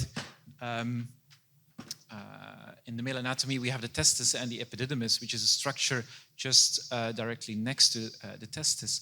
And the epididymis has a head, which is called in Latin the caput, and then the corpus, which is the body, and the coda, which is the tail. And within the testis, we have these seminiferous tubules, we call it. And when you make a transection through it, then you actually see the real factory, let's say, where the sperm cells are being produced. And what you can see here is that at the base, you have the spermatogonia, which is the precursors. They evolve into spermatocytes, and as they mature, they will go into the center of this tubule to form the spermatozoa, which are not completely mature cells, but they will evolve and move to the epididymis, where they will mature. And I would just like to point out there are two other important cells that play a role, which are the Sertoli cells. They are indicated here. They are within the tubule, and they are important for the spermatogenesis, the production of the cells. And then we have the Leydig cells outside of the tubule that are important for the testosterone production. And as I have said, we need the organs to communicate with the brain. I would just like to point out this scheme that is actually referring to the pituitary testicular axis, so the axis between the brain, where we have the hypothalamus and the anterior pituitary, and this is the organ that is producing the, let's say, hormones that stimulate the testis, LH and FSH, respectively, stimulating the Leydig and the Sertoli cells that produce, respectively, the testosterone or the inhibin, and then it goes back communicating to the brain again to shut down the production if necessary. So this is the anatomy, the function, and the communication that I was talking about and that I will be referring to when I explain the results. So I also wanted to show a little bit of history, because this is also important in order to understand what we have been doing in our research. So obviously, especially before the cysteamine area, fertility was not a research area because of the limited prognosis of the patients, obviously. But then when cysteamine became available, also the first studies were published. And in females, it was clear that there was not a real fertility problem. Females are fertile. But then the first publication came out in the early 90s. This is the publication of Chick et al., and I will come back to that in the next slide. But there, it is important to realize that these patients in this first study were mainly patients that had not received the cysteamine treatment. So these were patients that were studied from, let's say, mainly prior to the wide introduction of cysteamine. And secondly, let's say the real first study that really systematically investigated the fertility status in male cystinosis patients was the study by Martine Besseau, my colleague, who really pinpointed that males are infertile due to an azoospermia, we call it, which is the complete absence of sperm cells in the ejaculate. And the important thing is that this was independent of the age at which cysteamine treatment was started. It was independent, secondly, of the kidney function, kidney transplantation status, and it was also independent of the hormonal levels, the pituitary testicular axis that I just have shown you, and I will also come back to that later. But this was a really important paper that more pinpointed the cause of the infertility. And then what is important specifically then in order to provide a potential treatment, let's say, was our report in which we published the first successful conception that was induced by a male cystinosis patient. So as I have said, I just wanted to show these first two studies that were important to to really underpin the cause of the infertility. And I'm showing you histology pictures because it was actually the histology pictures that were important to identify the cause. So when you look at the first study, as I have said, by Chick in the early 90s, which mainly studied patients that were not treated with cysteamine or not at all properly treated with cysteamine. This is a testicular biopsy, and I can tell you this was a patient with an advanced disease with many extrarenal complications who had undergone kidney transplantation. And this biopsy was showing much fibrosis, few tubules, seminiferous tubules, and also alterations of the Leydig and Sertoli cells. So this was a, let's say, a heavily damaged testis with much of fibrosis. But as I said, this was mainly from prior to the era of cysteamine treatment. So when we look at the study of Martine Bessot, who really for the first time systematically investigated male cystinosis patients that were treated with cysteamine from a proper early age, there one patient was biopsied. This patient was a slightly younger patient compared to the patient that was biopsied in the study by Chick, but there, importantly, we could, let's say, almost see a quite normal testis, a normal spermatogenesis. There was only few fibrosis, but many of the alterations that were present in the biopsy of this older patients were absent in this patient. And so the bottom line is, while on this biopsy, this was actually a pretty good biopsy with a good spermatogenesis, there were no sperm cells in the ejaculate. So there was an azoospermia. So this was the real important clue. And this was also the start of the study that we then initiated with the support of Cystinosis Ireland, and that we later published now more than 2 years ago. So obviously, given the subject, there are many ethical questions and concerns. So this study was in part a retrospective study. So we aimed to look at more patients that had undergone either a testicular biopsy, either an epididymal sperm aspiration. So we looked into the files of patients that had undergone either one of those procedures, and we looked at their hormonal status, and of course also the analysis of the ejaculates and the sperm counts. So on the one hand, we had a retrospective part, and on the other hand, which I will come back in the next slides, we also had a prospective part in which we non-invasively tried to more assess the reason and investigate the cause for the infertility. So if we start at the retrospective study, so we in total identified 5 patients. So instead of the single patient in the study of my colleague of Martine, we had 5 patients in which we either had data on testicular biopsy, either from an epididymal sperm aspiration. And as you can see, in all 5 of the patients, either the presence of spermatocytes at the testicular level, either sperm cells at the epididymal level were present. However, again, all of those patients, except for one in which it was not possible to obtain a semen sample, all of the patients had an azoospermia.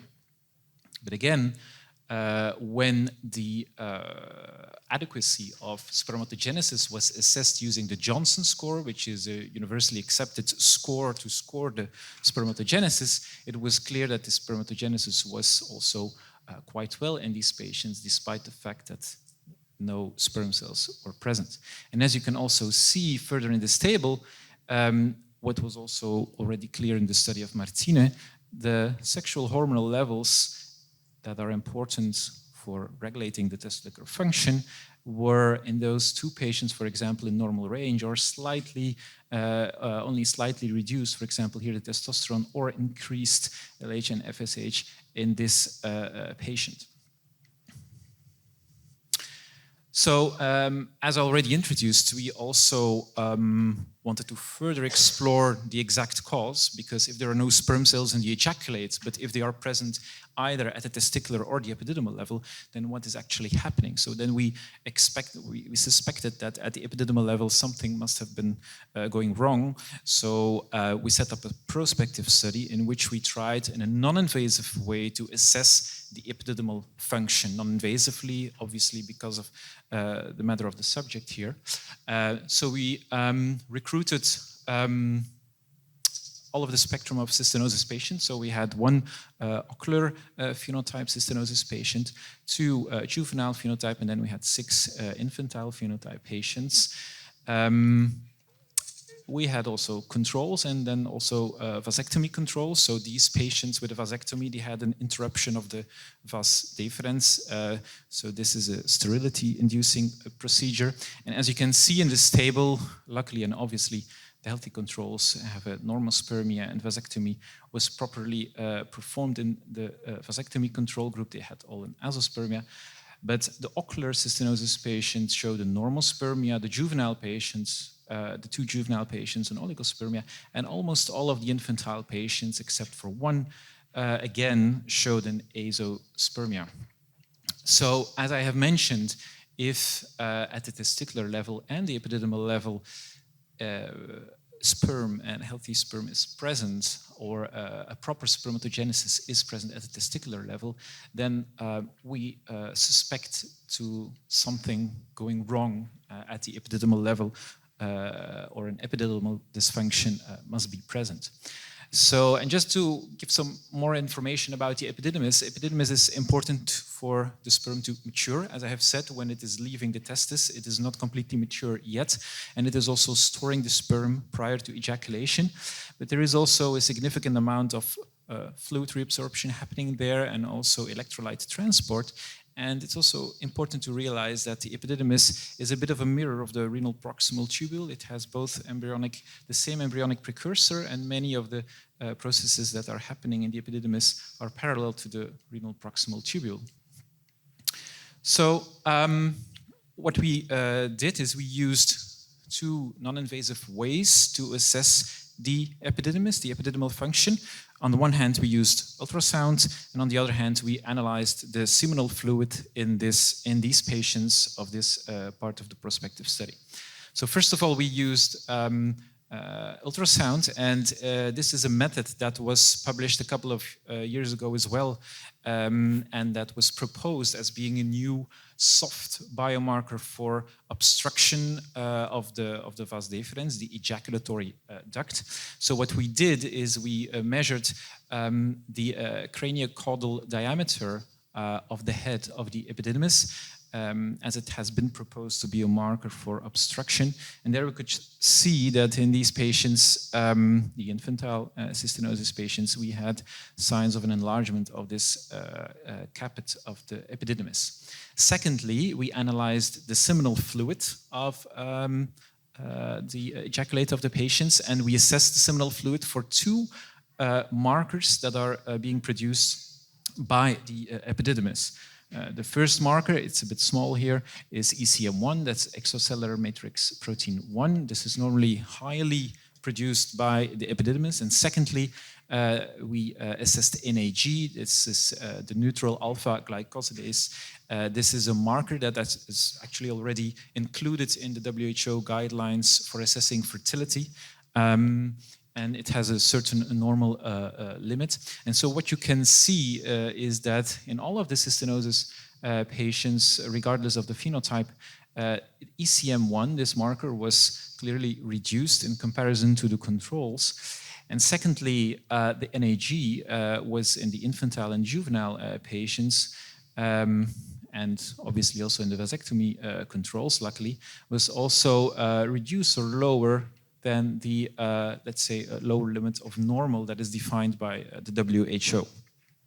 Thirdly, but I'm not going to show this data, I'm not going to go into detail about this, but we could also see in vitro studies that cells that are derived from the epididymis show altered gene expression profiles. So taken together, these data indicate that in the infantile cystinosis phenotype, at least there are signs for epididymal dysfunction, let's say, and we were able to demonstrate this in a non-invasive way using these non-invasive markers. Later on, 2 years ago, it was also published that, for example, 2 other markers that are not specific for the epididymis, but are also part of the reproductive system, which is fructose and zinc, that also those concentrations were lower. One of the questions that also were not completely resolved yet at the time we conducted this study is whether cysteamine can be negatively affecting fertility, because there was some data in literature that there is a direct spermicide effect of cysteamine, and on the other hand there is also some data about an indirect effect via ghrelin, which is another hormone that can both locally but also centrally inhibit sexual hormonal levels. So this is also why, because of possible negative impact of cysteamine on spermatogenesis, this is why we also conducted a animal study.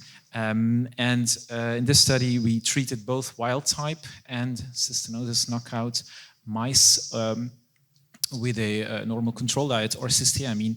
And I'm also not going to go into detail, but the important thing is that cysteamine did not negatively affect the fertility status. So we did not see any differences in litter size, in sexual hormonal levels. So this was an extremely reassuring finding of the study. But then on the other hand, we were also questioning, can it improve fertility? If it is not negatively affecting fertility, can cysteamine improve fertility? And this is also a part that was investigated within the animal study. And importantly, what I show you here on this graph is that in the cystinosis mice, either those that were being treated with cysteamine or did not receive a treatment with cysteamine, there was no difference in the cysteine content in the testes of these mice. So this was an important observation. And secondly, what we also observed in this study is that, as I have demonstrated in the scheme of the seminiferous tubule, so around the tubule there is also a basement membrane, there is a barrier. And in the cystinosis mouse, it was clear that there was an alteration in this barrier, which is here indicated by for a staining in red for ZO1, which is a tight junction protein. It keeps the cells in the border together. And it was clear that there was an alteration of this barrier that was not restored when these mice were being treated with cysteamine. So another part of the phenotype that was not restored with cysteamine. And thirdly, we also know that testis, we could demonstrate in patient material that there was a macrophage infiltration that was also not obviously restored by treatment with cysteamine. So no, it doesn't really seem to improve cysteamine at the dosages that are regular in animal studies or in patients, as you have observed in the testicular biopsy samples. So to summarize, the mechanism of infertility in cystinosis is both, we have arguments for an evolving primary hypogonadism, we call it, so a testicular failure. It is clear on the biopsies that there is infiltration of macrophages, white blood cells that try to clear the cystine crystals. There are alterations of the blood-testis barrier, and there might be alterations, slight alterations of the sexual hormonal levels. But however, the infertility is independent of these sexual hormonal levels and the testicular function. And as we have demonstrated in the study, we have some signs for epididymal dysfunction. We have shown it via ultrasound and also via the assessment of some seminal markers. And so importantly, we have published that, luckily, via the aspiration of this viable epididymal sperm at the epididymal level. We call this procedure a PISA, a percutaneous epididymal sperm aspiration, followed via ICSI. It is possible to induce a pregnancy, and this is the one of the most important messages that I would like to bring. So some of the specific recommendations that we provide for the management of male infertility is that there should be regular evaluation of sexual hormonal analysis and semen analysis as soon as the male cystinosis patients go through puberty.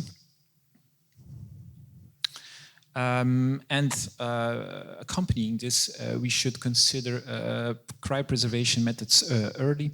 In case of azoospermia, there is conception possible via a TISA, which is a testicular extraction, a sperm extraction procedure, or an epididymal sperm extraction, and then fertilization is possible. And as Graham already pinpointed, we should also think about pre-conception genetic counseling and more specifically testing for a carriership in the unaffected partner.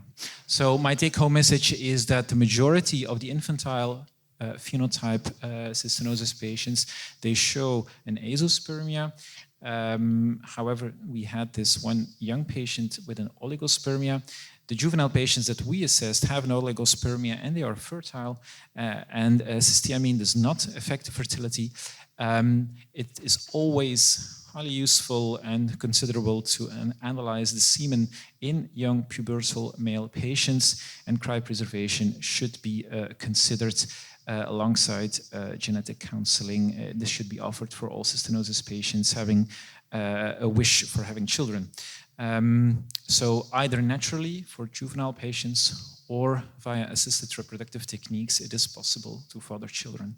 Thank you for your attention. Thank you, Konrad. Thank you very much, Konrad, for such an interesting talk. I think we are under pressure. So what I'm going to just say, one, if somebody has a burning question, please feel free to ask.